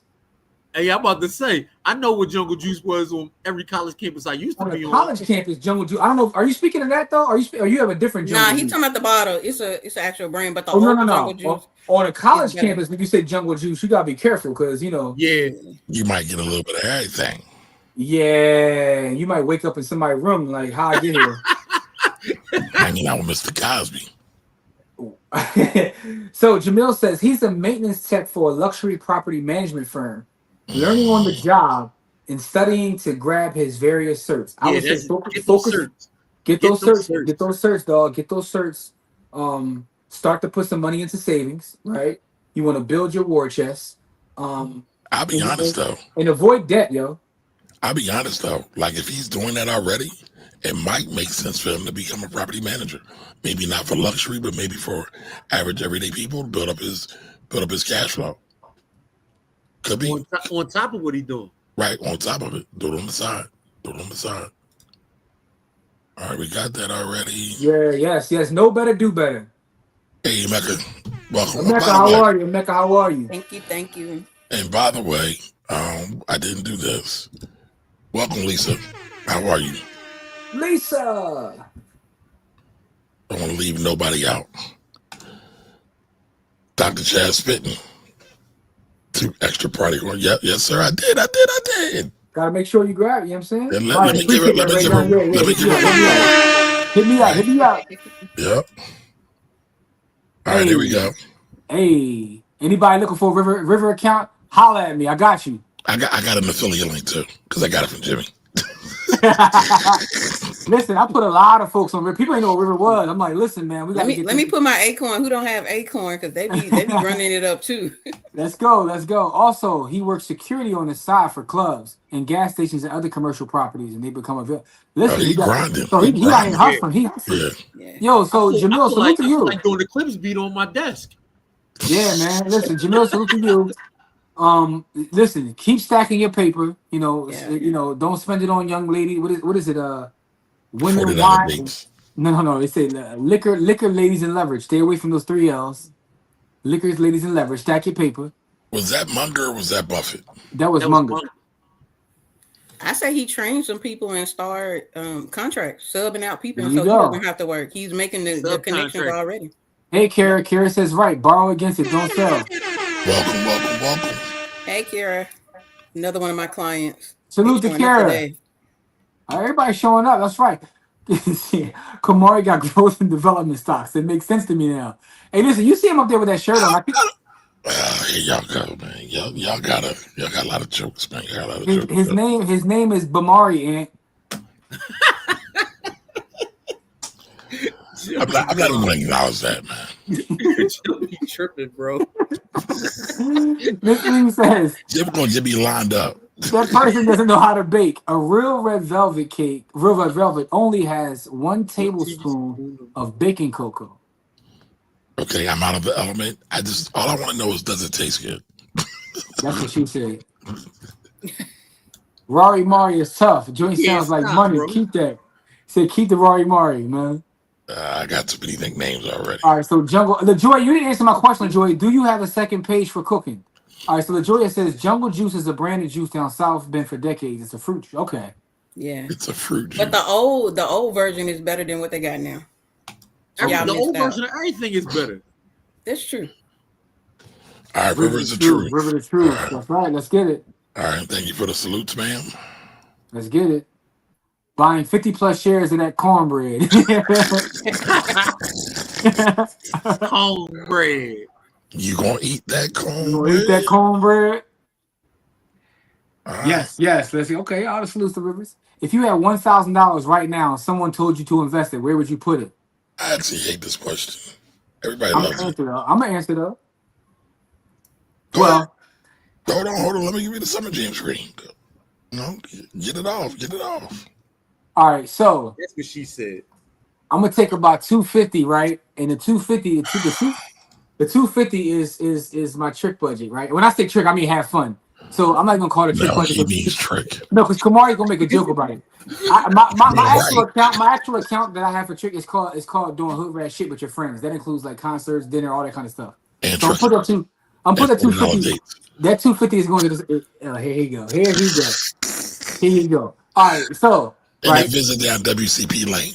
But to really answer the question, it really depends upon what do you have in place already. And that's why Kamari doesn't like answering the question, because we don't know where your savings stands. But assuming you have all those things in place, for me, from an investment standpoint, I'm gonna be very simple. I'm gonna take 250. I'm gonna trade with, right? So leaves me with 500. That 500 I'm gonna split up amongst Bitcoin, Top T,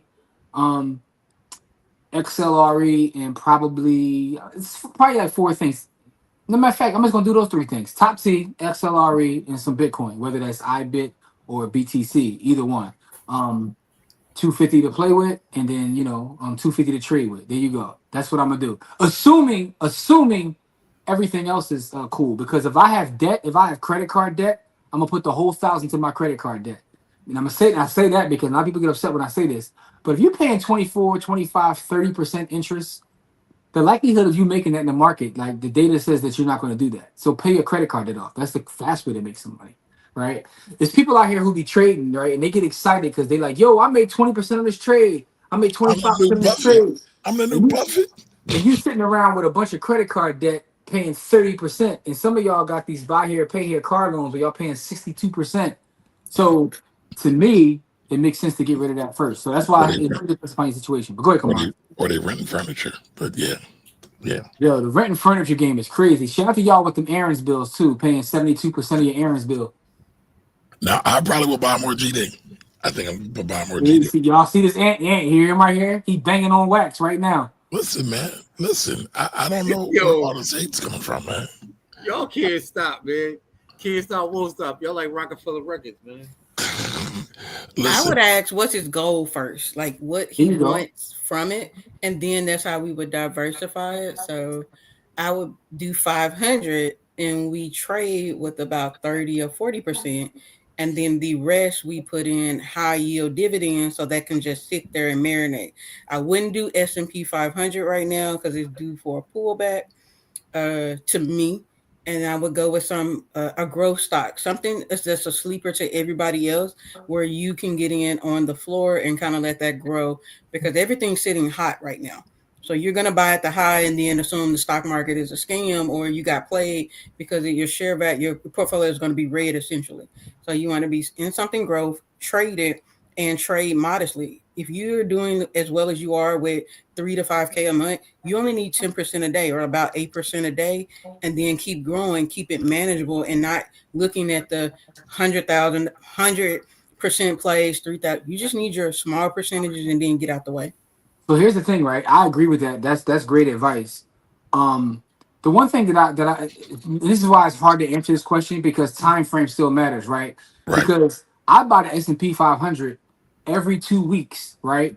and I buy the S&P 500 every 2 weeks, and I don't even care what the price is. Yeah. And I've been doing that since 1997, right?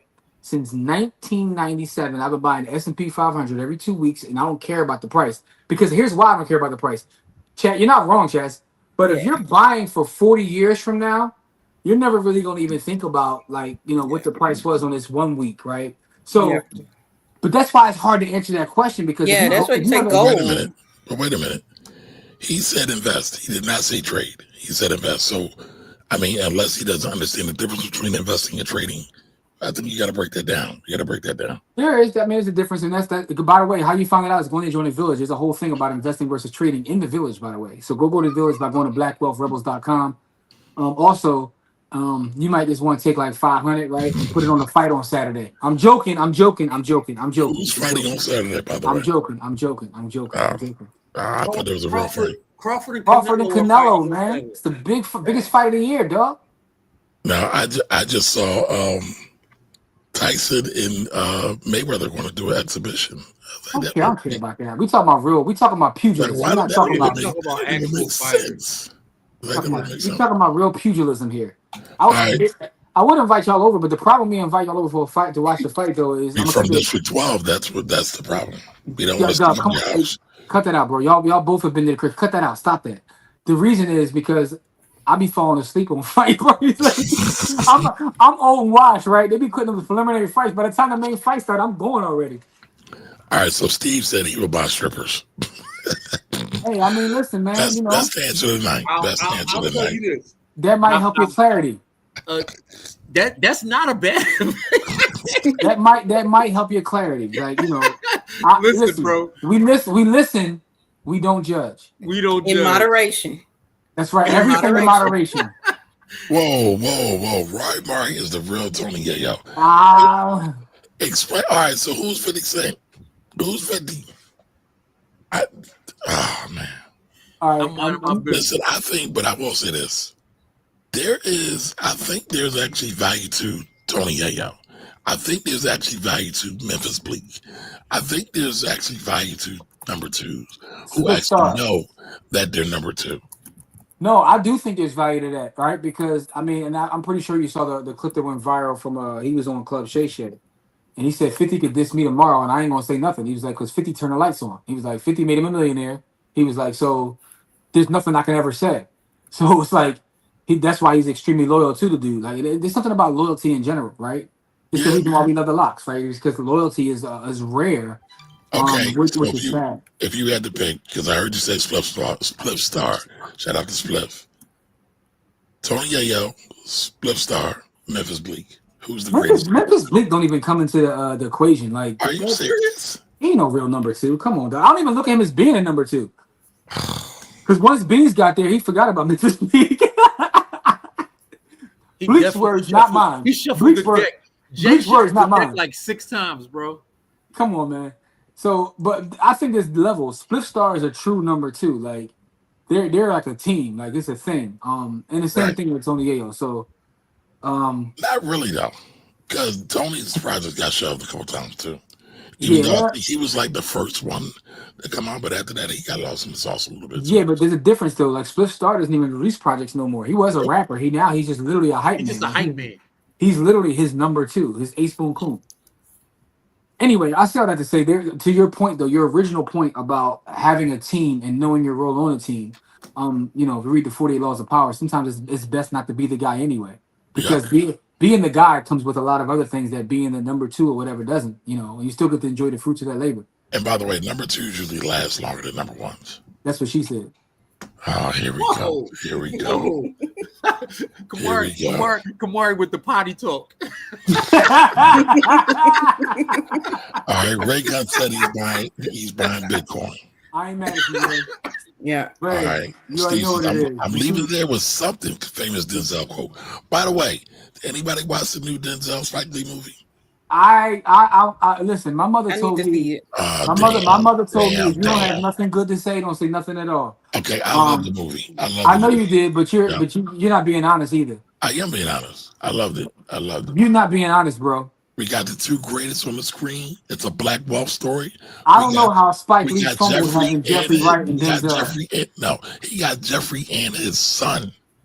That's a Black Wealth story. Dog. Nothing. You know what? I'm not gonna say nothing. Okay. Let's move on. All right. Don said he will buy the S&P 500. Not mad at you, Don. No, All I'm top Tito. You know what I'm saying? That's my version of S&P. Hey, Moore. Hey, Moore, what's up, Thank you. Appreciate you. Much love. Another horn for that. Yeah, super horn for Amore. That's the dope super chat. She got to get the dick. Hold up.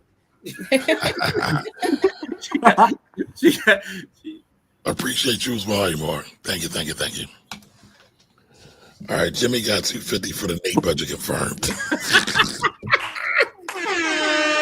Yo. By the way, Cuddy has been making his rounds around social media, and he been talking that talk. I appreciate his perspective. Listen, my man was giving out hell too. You even like when he slandered Spike? Yeah, but he also said Will Packard will help him out. Yeah, listen. No, so listen. I'm a fan of Chauncey. I think Chauncey's amazing. But what I will say is this: he also says some wild stuff too, like about him not taking roles for because of whatever his feeling is about that community. And then the first thing the internet did was drug up a role where he's playing a gay gangster. Oh damn! And I'm like, see, this is why you can't be out here just saying stuff. When people keep the files in 2025, bro. Your IMBD don't lie, bro. People keep the files, bro. And let me guess, that was on Twitter, aka X. Listen, bro, that's where all this stuff is. It'll hit Facebook in 2 weeks. I didn't see that. Now I gotta look that up. Yeah, look it up. It's there. Yo, my man 250 to the S his IMBD determined that was a lie. Hey, Ant, you gotta feed the underworld, Ant. It is what it is. Yeah, I'm wilding. You're wilding. All right, does the Jungle Juice got Noni? Do the Jungle Juice got Noni, mango stick? Does the Jungle Juice have any sort of healing properties to it? No. The real question though, do people mix the Jungle Juice with like alcohol? Nah, it's too straight for that. Or syrup? The reason I was asking is because again, I went to a HBCU on a college campus. When we say jungle juice, yeah, it's alcohol. It's college campus right on the East Coast. You getting something that's not no so, yeah. So what I was thinking is maybe that's where it came from. Maybe it came from the original juice and people just mixing it with. I don't know. Yeah, this one you probably just chase with it. I want to add alcohol. Okay, respect. All right. So Steve said he's buying Bitcoin, VTT, and SPMO. Okay, I ain't mad at that. Yeah. All right, hit the like button. So much value. Thank you. Edvar, appreciate that comment, beloved. Appreciate that comment. All righty. Read that, Jim. All right, he has zero knowledge investing at the moment. The 1K going to walk him through the BTH intro combo pack. Can he reach out to one of y'all? Just hit 30 trying to get his response. Jim, listen, he can reach out to me anytime, bro. Listen, the best way is if he's in the village, he can be a free member. Just tell him to holler at me, man. You know what I'm saying? The village is where I'm trying to curate everything because it's just easier to keep track of things. But yeah, I got him. Whatever he needs, bro. We could jump on the phone. And a lot of y'all in the village know I jump on the phone with cats. Like it is what it is, man. Canelo with the easy win. Whoa! I don't know about that, bro. Whoa, Ray gun. All right, here's what I'll say. I don't know about an easy win because I can't see. The fight could go either way, but I can't see an easy win for anybody. I'm betting on Black. I mean, that's kind of where I'm at with it, Kamari. But I'm not mad at Ray Gun trying to get this chicken. Ray Gun trying to put his Ray Gun trying to hit a parlay, so I ain't mad at him. There you go. I'm a Crawford fan. KBDB Consults, where you can find it. KBDB Consult, which stands for Know Better, Do Better. That is the page. All right, so yeah, Tony you can contact me anytime. Anytime. There you go. All right, Reach out to Chaz too. So Tony Yayo's Miss Edie's favorite second in command. Okay. I ain't mad at that. All right. I ain't mad at that. That By the way, Kamari, I'm gonna need you to go watch Godfather 3 though. I was watching the other day. You gotta reevaluate. It's been on rerun, man. No. You gotta reevaluate that. All right, so Jamil says building credit with a $300 secured card, sitting on a few hundred, and about 1,500 came in his way. And now it's literally from scratch. Can you reach? Oh yeah, see, absolutely. So here's a question. Why does he have to get a secured card? Does he have credit blemishes? There's nothing wrong with a secured card, but if there are credit blemishes, definitely attack that, like Jim said. I got a thought about credit that I had actually wrote on my page the other day, and I erased it because I didn't feel like getting spam with people's comments. Okay, all right, come on, give us the. But we gotta have a real conversation about credit in our community, right? Because credit is definitely important. It's important. I can tell it's important because I have people looking to rent properties who don't have credit. But we have an infatuation with credit that we really got to talk about, right? Because I'm talking about to the point where I've talked to people that have worked on their credit, got their credit high, and then it's like for no reason. And they literally spend money to get high credit scores for the sake of just having a high credit score. But they don't have any savings. They don't have any emergency fund. They don't do any of the other fundamental things that you have to do because the internet has taught them to be obsessed with the credit score, right? It's specifically for people who aren't even making. I'm like, are you going to buy a house? You going to buy a car? You going to do this? No, I'm not doing any of that. So I just got to have a high score. But I've seen people go broke for the sake of having a high score, and it's like, what are you doing? But Jim, to be fair, tell us what happens with many people you're trying to rent to. No, this is why I said credit is important, but it's up to a certain extent, right? No. Tell them what's going on with the people you're trying to rent to. Don't just glaze over that. So the people I'm trying to rent to, they have to have a good credit score, right? They have to, but also you can't just have a good credit score because if someone tries to rent from me and they got an 850 credit score, but they make $5 an hour, and someone else doesn't have it, so it's more than just your credit score. It's a combination of a lot of things. All right, so I'm coming to Jim's neck because see, Jim don't be giving it to y'all. I don't know what you're asking me though. I really was asking. Jim be saying. Pause that too. Pause that. I'm not pausing nothing. I don't do pause. I'm too old. Hey, for that. yo. Told y'all. That was wild. That was wild. Right. Hey, yo. Jim be like, their credit ratings be straight out of District 12.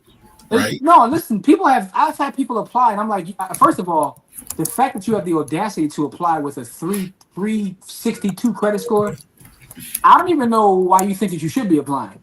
But that's why I'm saying to a certain extent, because people focus on their credit so much they don't do all the other things. It's like, yo, they're spending their income to get high scores. Right? They're doing all these things, going through all these credit programs and all this stuff to get a high score, but you're not even saving money. You don't have any money. Yeah. Broke as hell with a 750 credit score. Hey man, maybe they can pull some equity out of something they don't own. Who knows? All right. Anthony says, remember when Dave Chappelle said that he wanted that purple stuff? Jungle Juice is multiple colors of the purple stuff. Absolute fire. Okay. You order it online? Does Jeff Bezos sell it on Amazon?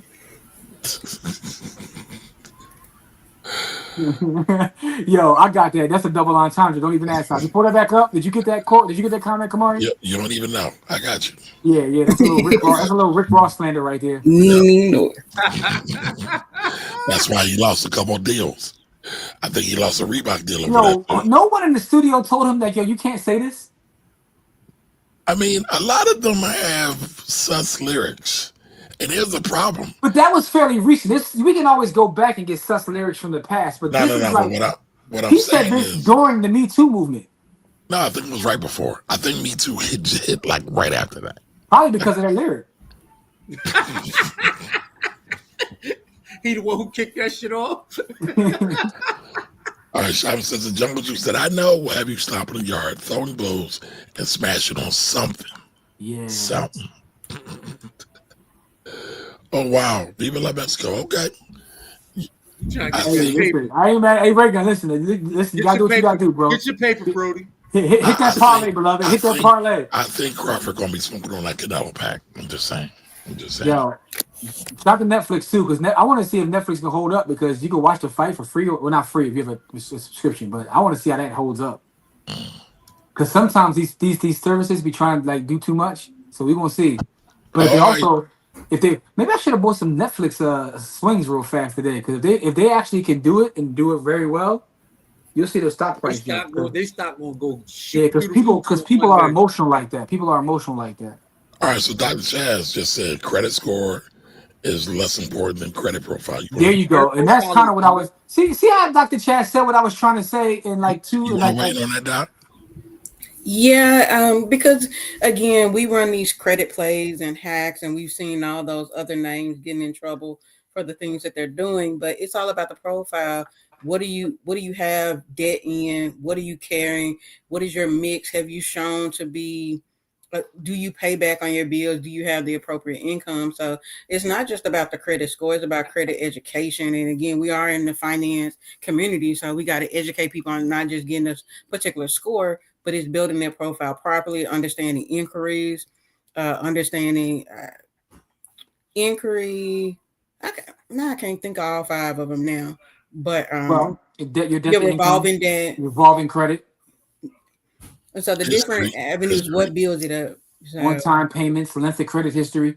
Yeah. But no, but you're absolutely correct. And but that's what I'm saying. That I'm not saying having bad. I'm not saying go have bad credit. No, your credit is important, but people are obsessed with the score. Is what I'm saying. right. They're super obsessed with their score. And doing nothing with it. Like, are you getting a property? Are you getting credit to build your business? Are you trying to get a car? It needs to be a motivation, or you just sitting with a score with nothing to show for it. I had a young lady I was helping, and she was so obsessed with her score, right, that she was afraid to even buy a house or get an apartment. She was like, I don't want my score to drop. She was so obsessed with the score. And I'm like, what are you doing with it? Nothing. She just likes to open her application and see that she has it. She's in 800 club. Okay. All right. Shout out to her. So all right, Rick says pause it, yo. I don't know. Yeah, come on. That was wild. You I'm not doing nothing in my neck, beloved. Jimmy, back at that freedom, we said as long as you don't care about what people think, she cares about what people think with that 800 score. Yep. There you go.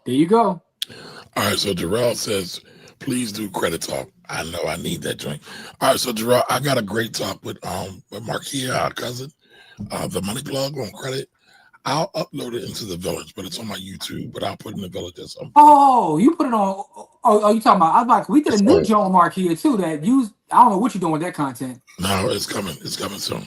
All right. Pause. And all right, Dr. Dre, you like Listen, detox. man, You like detox. Listen, I'm not detoxing. Hey, Corey, Flag on the plate. You realize how much fire content Kamari is sitting on, bro? Listen, Kamari is flagrant, yo. Like this guy, I've been trying not to say nothing. That's why we gotta put myself too old for this shit, yo.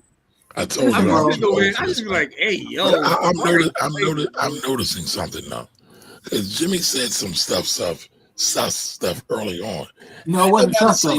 What I said wasn't sus though. That's the thing. It was sus. What did I say, Kamari, compared to what you said? You have hit me with a pause for saying the same exact. No, but this is Corey's point is there's a difference between something questionable and you talking about coming on someone's neck and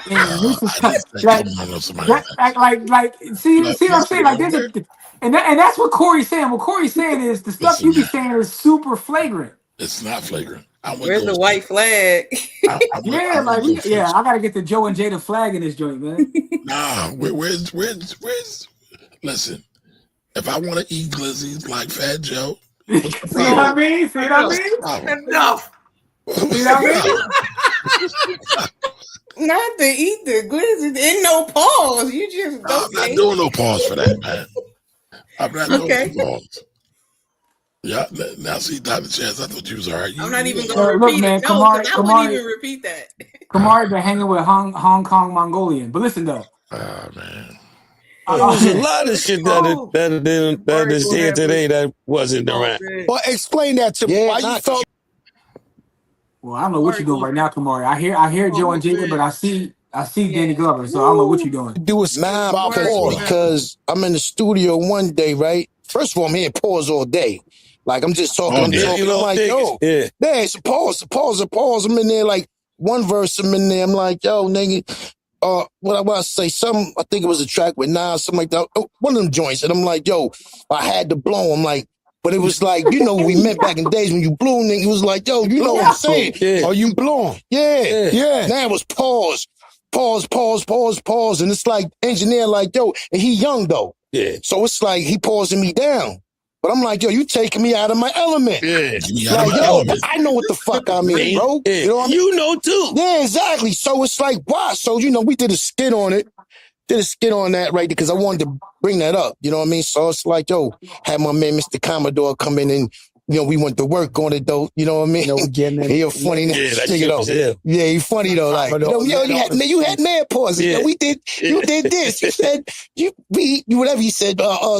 He tore salad. Whatever he said. Yeah, he said. Yeah, just tore salad. Yeah, tore salad. You don't make red balances. So I'm like, yo, shit. Yeah, you right though. Forgot about that. But it wasn't a pause because back then, tossed salad was like a fresh salad. Fresh salad. Yo, fresh salad, whatever. This is fucking bullshit. You know what I mean? What's going on right now is full of shit. If I tell you I like a fucking glizzy, you know what the fuck I mean. Y'all trying to act. That ain't in there. Yo. That's the one that ain't in there. That ain't, yo, listen. Y'all saying two different things. No, we saying the same shit. Well, you not. You know I mean a hot dog. Right. Yeah, and what you supposed to say? Like I'm just gay or some shit? Where's the pause though? Where's the pause, though? I'm with Tony Starks and Fat Joe. First of all, if I want to eat a glizzy, I can eat a glizzy. Yo, how about pause, bro? Anyway, I'm not pausing, man. I'm about to cut that and put that in my story right now, yo. Yo, how about this? I'm not pausing, man. Sorry. You that clip could have been 32 seconds, bro. That clip was like. Nah, you gotta get the full impact. The full impact. Man. All you needed was the Fat Joe part. The Fat Joe part at the end is all you need. You need to set up, man. Yeah. You gotta go chop that up for next time you want to use that, beloved. I ain't chopping nothing because then if I chop it, then you gonna say pause this, pause that. Exactly, that's the whole point. Nah, I'm not doing that. Not doing that. More or less. All right, get back to the comments. We can get to the Bitcoin giveaway. Yeah, see, I told you it was crazy. He said, yeah. Even Lawrence said that's enough, bro. You be going too far. And this is what Corey be talking about. Hey, Shell, man. Listen, man. You about to be excommunicated, man. Leave Shelby alone, man. That's my guy, man. He's my guy. What are you talking about? Pause. No, I'm not pausing that. Listen, man. You can't stand to Shelby, man. I'm giving Kamari a red card. He's ejected from the game, dog. Y'all tripping, man. Steve said you flagrant too, bro. Y'all tripping. All right. So Jarrell says, thanks for the credit profile explanation. Not gonna lie, this is the first time hearing it. Listen, I'm glad you can get it because there's a profile to your credit that looks at a lot more than just your score. So, You know what I mean? So that you got to keep that in mind. But my whole point was just don't be obsessed with the score.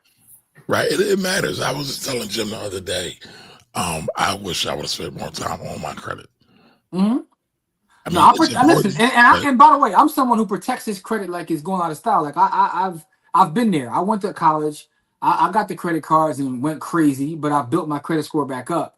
And also something else people don't realize too, like there are certain levels of credit, right? So if someone with a 720 is getting the same one as a 750, like, you know what I'm saying? Like it's like someone with a 720 is getting something all the way to a 780. 780 is getting the same thing as someone with 800, right? So it's like that's why you can't be too obsessed with the actual score because there's levels. I hear a fresh pair of Timberlands in this guy. Okay, Jimmy, I got it because I was forgetting all the quadrants, but the five major factors. Go ahead. Put it on the hold real quick. Put it on the screen, Kamari. Let's let Chaz get these bars off because we want to make sure people get this.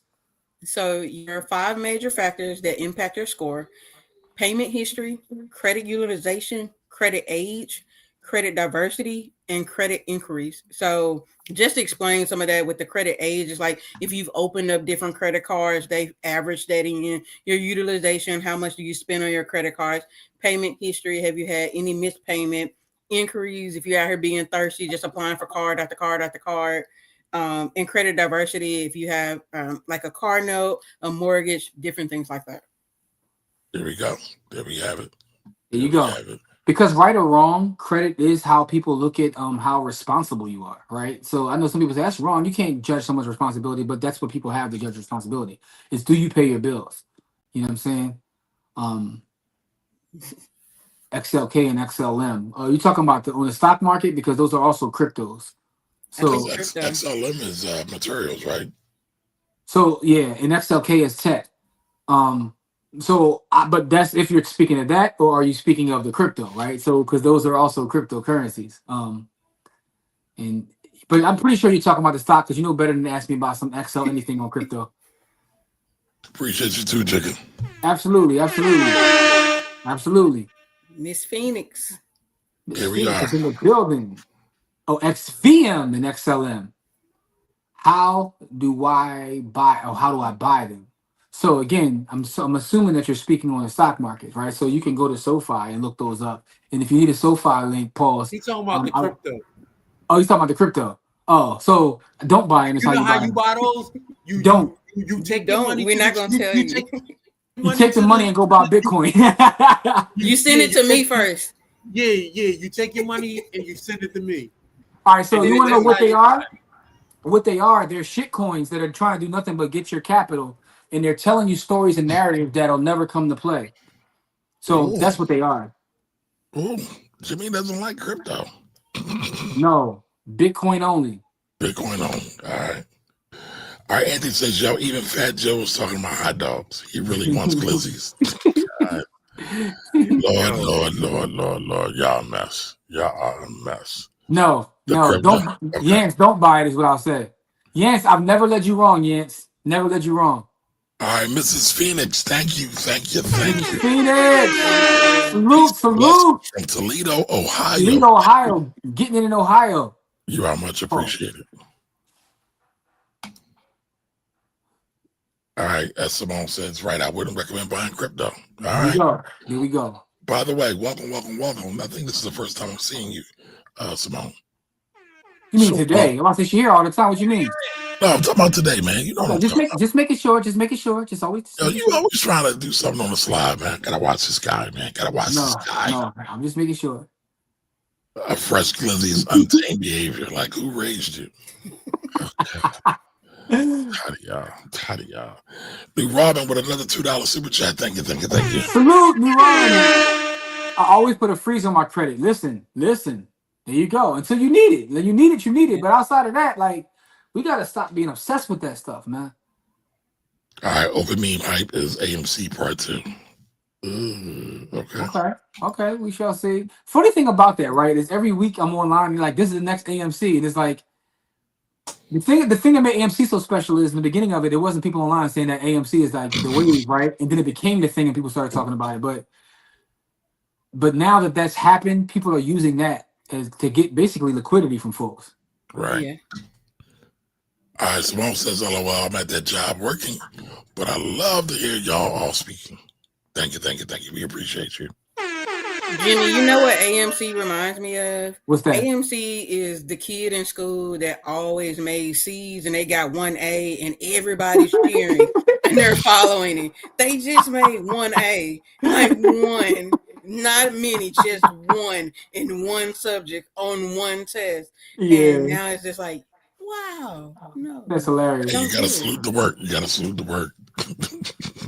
That's hilarious. But yeah, I would just say be careful in general with like people using that narrative about the next AMC because I've seen it so many times. I see it every day at this point. Again, that's because I'm on Twitter. Like, I'm where the degenerates be at. So I'm glad you said that, sir. no, I'm gonna be honest. There are levels to social media, right? So like Facebook is kind of like, I guess where more of my uppity folks be at on Facebook, right? My Facebook folks got jobs and y'all are responsible. You know what I'm saying? That's where I got all my like cyber nieces and nephews at. Like Facebook is more like adult. Now LinkedIn is super professional, right? Instagram is a little bit ratchet, but Twitter is like you with the undesirables on Twitter, dog. Like, but now LinkedIn is getting a little ratchet too. Are they now? I don't know about that. I haven't seen ratchet reports. I'm getting reports that their DMs are getting a little crazy over there. Hold up, there's a LinkedIn After Dark? Yes, sir. Wow, that's news. That's news to me. That's news to me. LinkedIn After Dark is wild work. That's news to me. Hold up. Go ahead, Joe. Let me find out the tax man be over there. Like, no. Why you gonna say that? I said I heard. Okay, I'm sorry. I don't be doing that, man. I just stay inside. My okay, I respect that, but I didn't know that one. You put me down with something new. Listen. Kamari also the guy to put me down with like the TikTok has a side that I didn't know about. So Kamari told me. I thought he was lying. I did. I thought he was lying. 304. I'm gonna be like Corey and stay off the socials. Yeah, Kamari was like, you never heard of 304 TikTok? 304 TikTok, I'll be popping, man. I was like, hold up, that's a thing.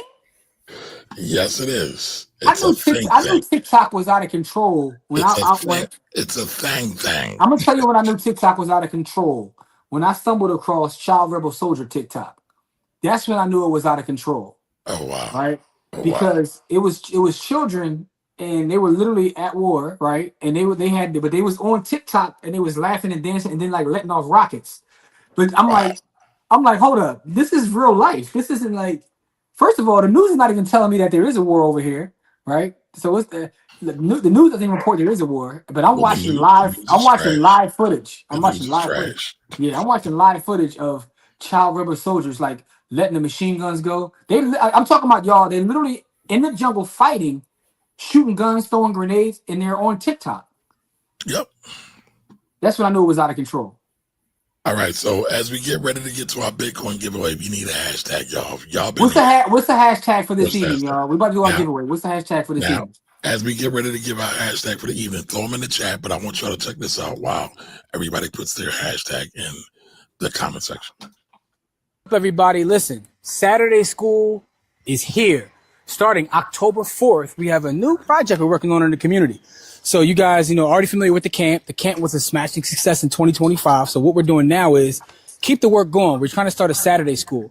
One Saturday out of every month, starting October 4th, we'll be right here, 108 East Price Street at Faith Chapel Hill. Shout out to Pastor Graves. Shout out to Pastor Graves, who has offered us his space to make this happen in the community. So what will be going on in this Saturday school? Kamari, tell us about it. Oh man, we're gonna have a lot of fun. Mentorship, financial literacy. Finance is our thing, but we always use finance as a way to be revolutionaries, to take back their lives. So, finance, mentorship, and what did you say, a mill? Meals, fellowship. It's going to be fun. The thing about this is it's a program, but it's also going to be fun. The thing about learning is it also should have a lot of things that are fun, and it's also going to be culturally appropriate. So that's what we're going to be doing starting October 4th. Send your kids so that they can learn, and bring yourself so that you can learn with them. And so if you have any children, boy or girl, doesn't matter, and you want them to have opportunity to sit with 3 black men who loves black people and want us to have full control over their lives, send them to the camp every Saturday. The first Saturday of every month. Yeah, and also we just want to make sure this is a safe space for kids in the community. And the last thing I want to say is if we have any volunteers, because what we're also looking to do is to kind of expose them to people who are professionals that look just like they look, right? Yes. And we don't care what your profession is, reach out to us. You can shoot us an email, buythehoodllc@gmail.com. But we want to make sure you reach out because we want to expose the kids to people that are doing positive works. Conditions that we're currently in. If you're in a neighborhood, if you're in a block, if you're doing something, everybody in this room can do something by being involved, by participating, and we're always looking like for volunteers, or somebody like Kamar who will make you volunteer. Like I said, every first Saturday of the month we'll be here. 9 to 12. That's right, from 9 to 12. The address again is 108 East Price Street, right here at Faith Chapel Church. So any questions, shoot us an email, get in contact with us. But, the work continues. And, we're looking forward to this Saturday school. We're looking forward to making this an ongoing thing outside of our summer camp. So appreciate you guys. All right, there it is, y'all. October 4th, we're getting busy. Go to bthcamp.com for more information. That's bthcamp.com, bthcamp.com. So that's kind of what's going on. Edvard, let me put this comment up real fast. All right, what do you say? Hold up. The ball bugging. The ball's bugging. You got an Edvard joint? All right. So I'm talking about this comment from Edvard. I have a laundromat with a property for sale. Why you selling? Why you selling? Curious. Are you the broker owner? So I think he's brokering the deal. But Edvard, shoot me the info on it. Like I want to know what the cap rate is and like where what part affiliate is in. You know what I'm saying? Listen, is it cash flowing? I'm trying to raise some capital. Let's go. You trying to buy a laundromat, Kamari? Maybe. I gotta finish this project first, though. Gotta get these renovations done. Gotta get these rents up. Listen, I had a meeting this past Sunday, right, with one of Corey. You gotta hear this story real fast, right? So I was meeting with one of the biggest developers in the history of the city, and I was explaining to him. My homie hooked this meeting up. I was explaining to him like my goal of getting into development. So let me tell you what this dude told me. He was like, all right, so what first he said, he's giving me a little bit of game. He's like, you got to start with something small, like 50 units, right? And that was, so with him saying that, I told Kamari, I was like, yeah, I'm thinking small. Because that ain't nothing small to me. What do you mean you got to start with something small, like 50 units? Like, how's that small? But he was giving me the game, and he was telling me, he was like, look, if you're going to do something with 2, 3, 4, 5 units, it's going to take you the same amount of work to do something with 50 units. So, but it made me think, like, in general with everything, am I thinking too small? Right? And do all of us, like, as we think about our goals, our ideas, our dreams, are we thinking too small? Because someone can say something to you and they shake you, make you feel like, yeah, I've been thinking too small. I don't know if that resonates with anybody, but that's the lesson I got from that. For sure. Real quick, I just saw something that I thought was really interesting. And I was wondering maybe if you saw this, Jim. Speaking of development, $14.5 million. Jeez Louise. Former St. Gabe's Hall property sells to developer for $14.5 million. That's crazy to me. You know how much land that is? That's not crazy. No, I'm not saying it's out of pocket. I'm just saying that's a lot of bread for a lot of land.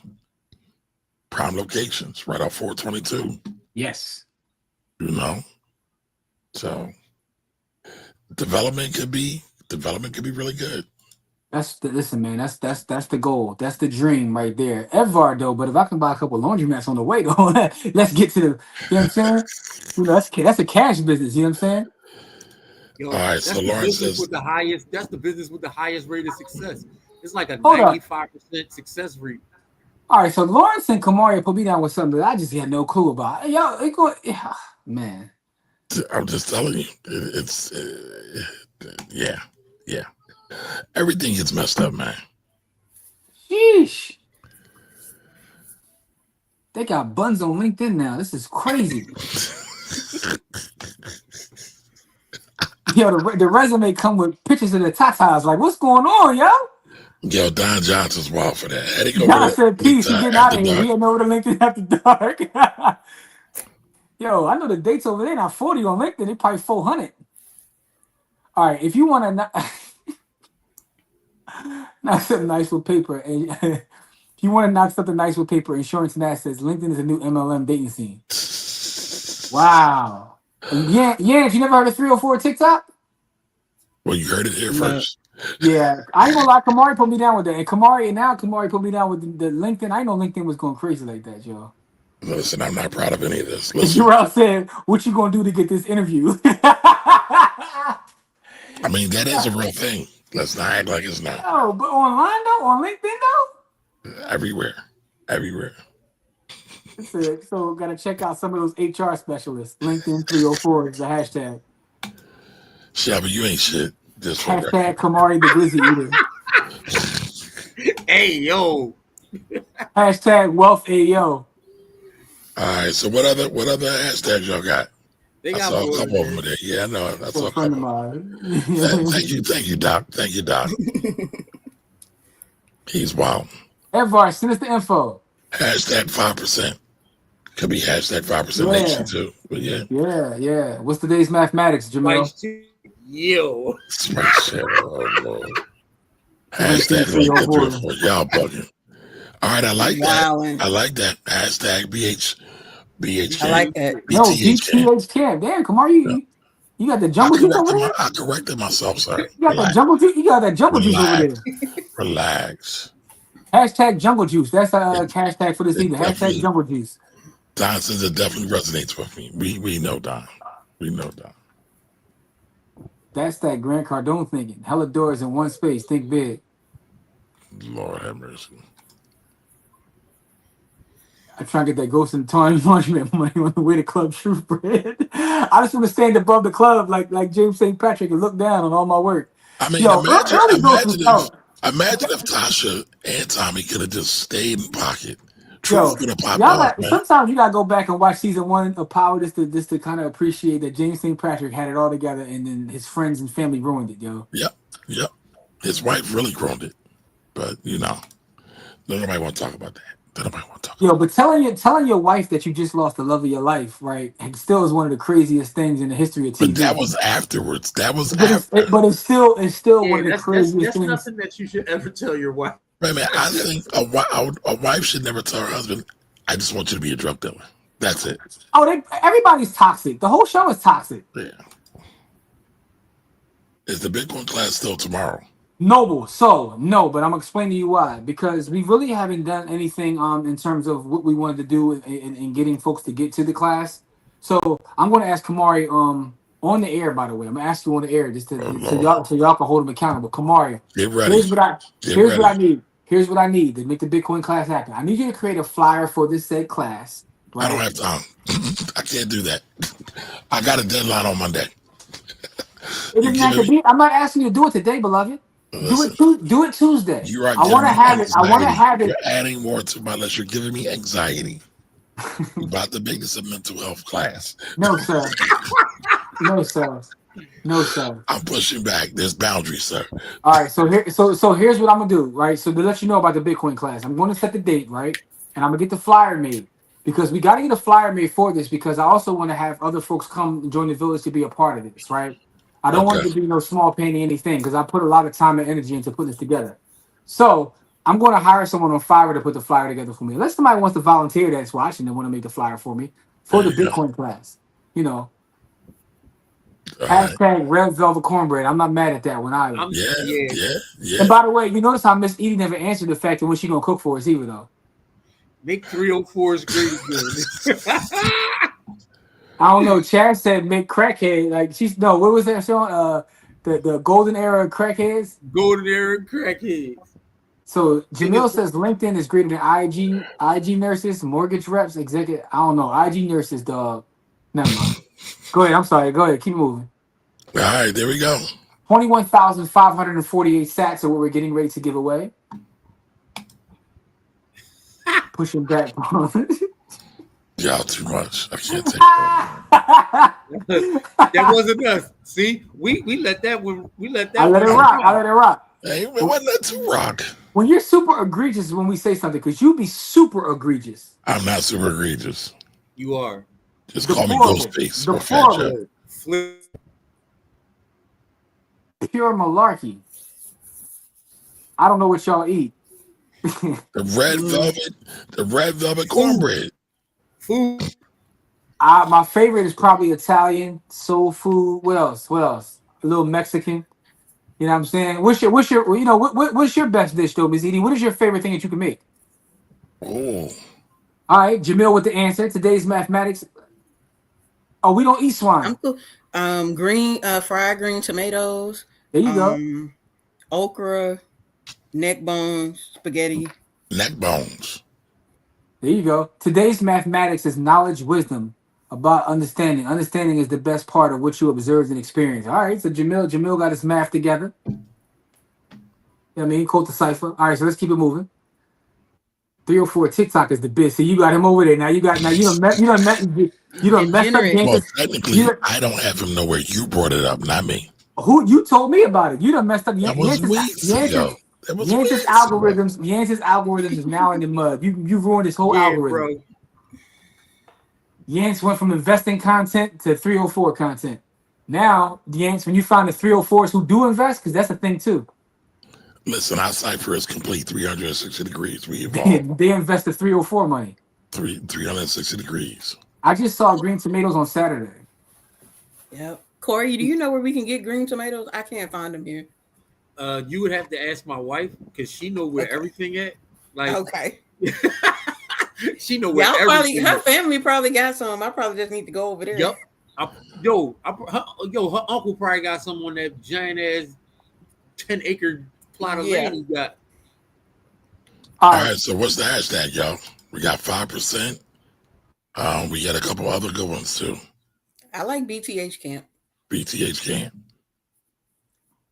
Second that. All in favor?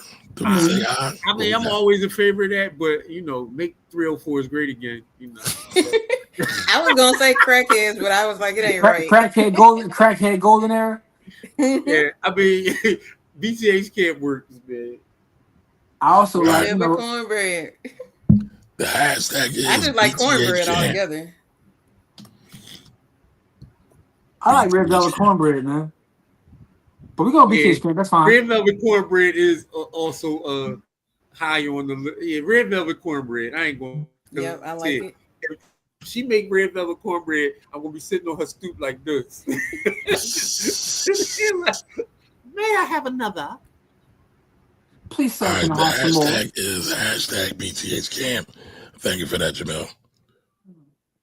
By the way, in order to get your winnings, here's how you do it. You have to go into the village, and the village can be found at By the Hood. I said By the Hood. BlackWealthRebels.com, right? Go to BlackWealthRebels.com. By the way, ByTheHood.com will still take you to the village too, by the way. That's either here nor there. But go to BlackWealthRebels.com, join the village. It's free to get into the village. And you can shoot us the inbox or you can put it in the general chat. But you have to give us your Lightning address. How do you get your Lightning address, you ask? Go to your Cash App, right? Go to your Cash App and you click on Bitcoin. Then you click on the up and down arrow where it says receive. When you get a QR code, tap the QR code, then click Lightning and send that Lightning address. It's a long string of numbers. I was doing some math yesterday, like for my barber, Kamari, and I was telling him, I was like, yo, if you would have accepted Bitcoin over the last several years that I've been coming here, you would have literally had a lot of money. Nightmare. A tax nightmare. That's what. Not really. How? Okay. No, I'm asking, like, if I send him a tax nightmare. How? Because you have to account for the income. It's now income. It's not an investment. It's not capital gain, sir. But if he never spends it, how's it income? Because it's income. He did it for exchange of a service. That's why I said it's a tax nightmare. Nah, prove that though. Because first of all, how do you even know that it exists? Okay. So are we talking fraud or are we talking real? I'm not talking fraud. I'm all talking. right, so we're talking real business. No, hear me out though, because again, I thought. No, hear me out. If we're talking real business, we can't say how did we prove it. He did a business. He did a service. Yeah, but what I'm saying is, if it's treated like property, right, and until it's cashed out, it's not taxed, right? No. No. We probably should have a Bitcoin tax section in the. No, I want to talk about that. I want to talk about that because I thought that it's taxed. So here's my question: if I'm sitting on Bitcoin, right, and I say I buy Bitcoin, and I buy it, and I never spend it, I never do anything. Is it taxable? When you do it in exchange for a product or service, yes. All right, so then now we definitely got to talk offline because I have a whole different point. The point I was making is I know the point you were making, but yeah, sorry.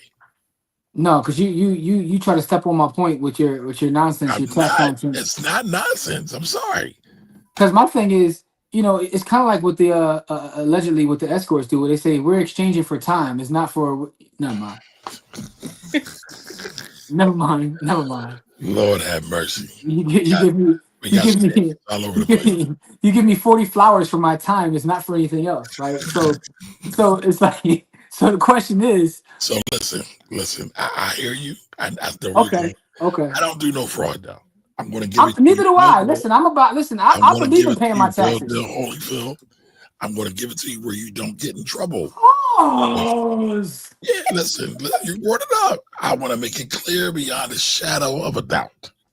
You have to pay taxes on your Bitcoin when you accept it as payment for your product or service, sir. I'm sorry. What if it's in exchange for your time and not your product or service? What if your friend just wants to give you Bitcoin just because your friend wants to give you Bitcoin? Then that's a gift. Okay. That's all I'm asking. Again, another taxable event.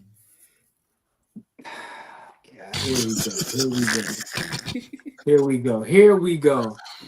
I'm just saying. What do you want me to do?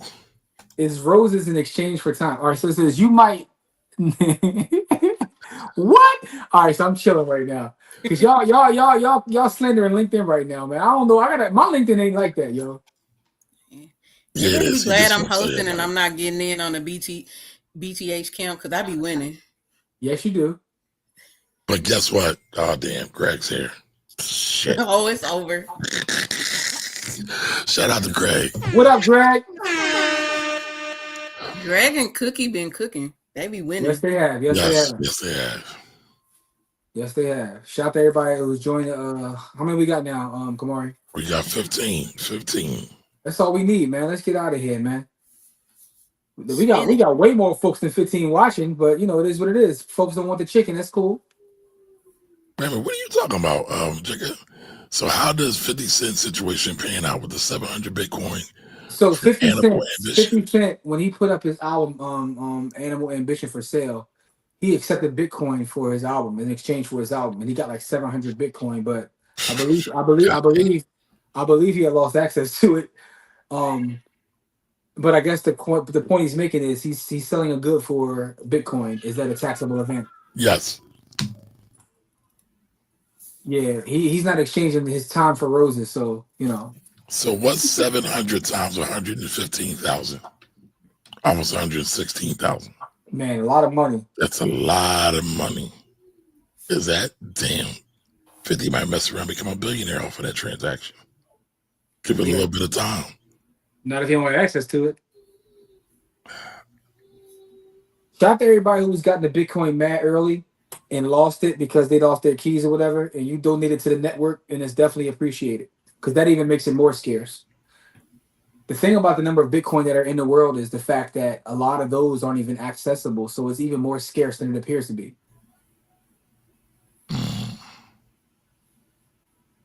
So 15,000, I mean, not 15, 23 million's not scarce enough, as you're saying. 21 million, but... Oh, not 23, 21. Yes, 21. Okay. Damn. So 700 Bitcoin at $115,982 is $81,187. Jesus Christ. Crazy. That might be his best grossing album ever. Yeah, how about that? Right. Hey, Kamari, did you watch that video I sent you of the GOAT R&B singer talking about how he built his business? Yeah, I watched it. I would love to have a conversation with you about it. Okay. 80 million. Yep, there we go. That's crazy. It's crazy. All right, so let's see what we got. How many we got? We got 16. Let's spin the wheel, y'all. Let's get it. Let's get it. Spin the wheel. Good luck, everybody. Good luck. By the way, I think the line of the night is Dr. Chad saying that the crackhead golden era. You got to make crackheads great again. Like, you know, that's the line of the night. New Ramen. All right, so New Ramen. See what I'm talking about? New Ramen came up with the super chats and you get it right back. So New Ramen. Are you still here? I believe so. I just saw him. I believe so. Yeah. All right, so New Ramen. In the village, and you go to the village by going to blackwealthrebels.com. Once you're in blackwealthrebels.com, you can put it in the general chat or you can inbox it. I mean, listen, New Ramen put up $7 in the super chat and 125. There you go. See, that's what I'm talking about. That's what you call good karma. Absolutely. Good karma.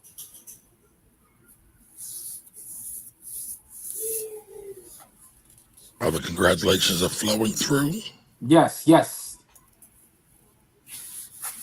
Tory Lanez to this day still has one of the wildest videos I've ever seen on the internet. When he was on Sway in the Morning, and he was freestyling, and he was sitting down, and then he stood up. Stopped. He stood up and was the same height.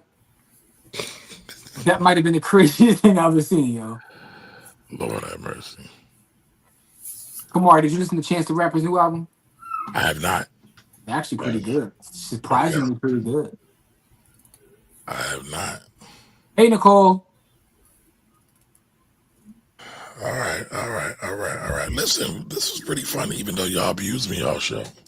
I had fun hanging out. There you go. Thank you for having me, Dr. Chaz. With us, Dr. Chaz. Well, I appreciate y'all. Like, I'm 2 for 2. Listen, Chaz, it's all love, Chaz. It's love. When somebody accosts you, you are a victim. You've been accosting me. Oh God. Anyway, guys, listen. Sunday, I'll be here this Sunday. I don't know what we talking about. We don't know what we talking about. You know what I'm saying? But Sunday we'll be here to talk about something. Um, and so I know y'all noticed we haven't been on Wednesday, and that's kind of for a reason. We're working on some other stuff that's going to kind of like take place at the Wednesday show. But Friday is still Friday, so we will be here every Friday. But Wednesday will still be here. Just things have been crazy, and yes, there will be some changes.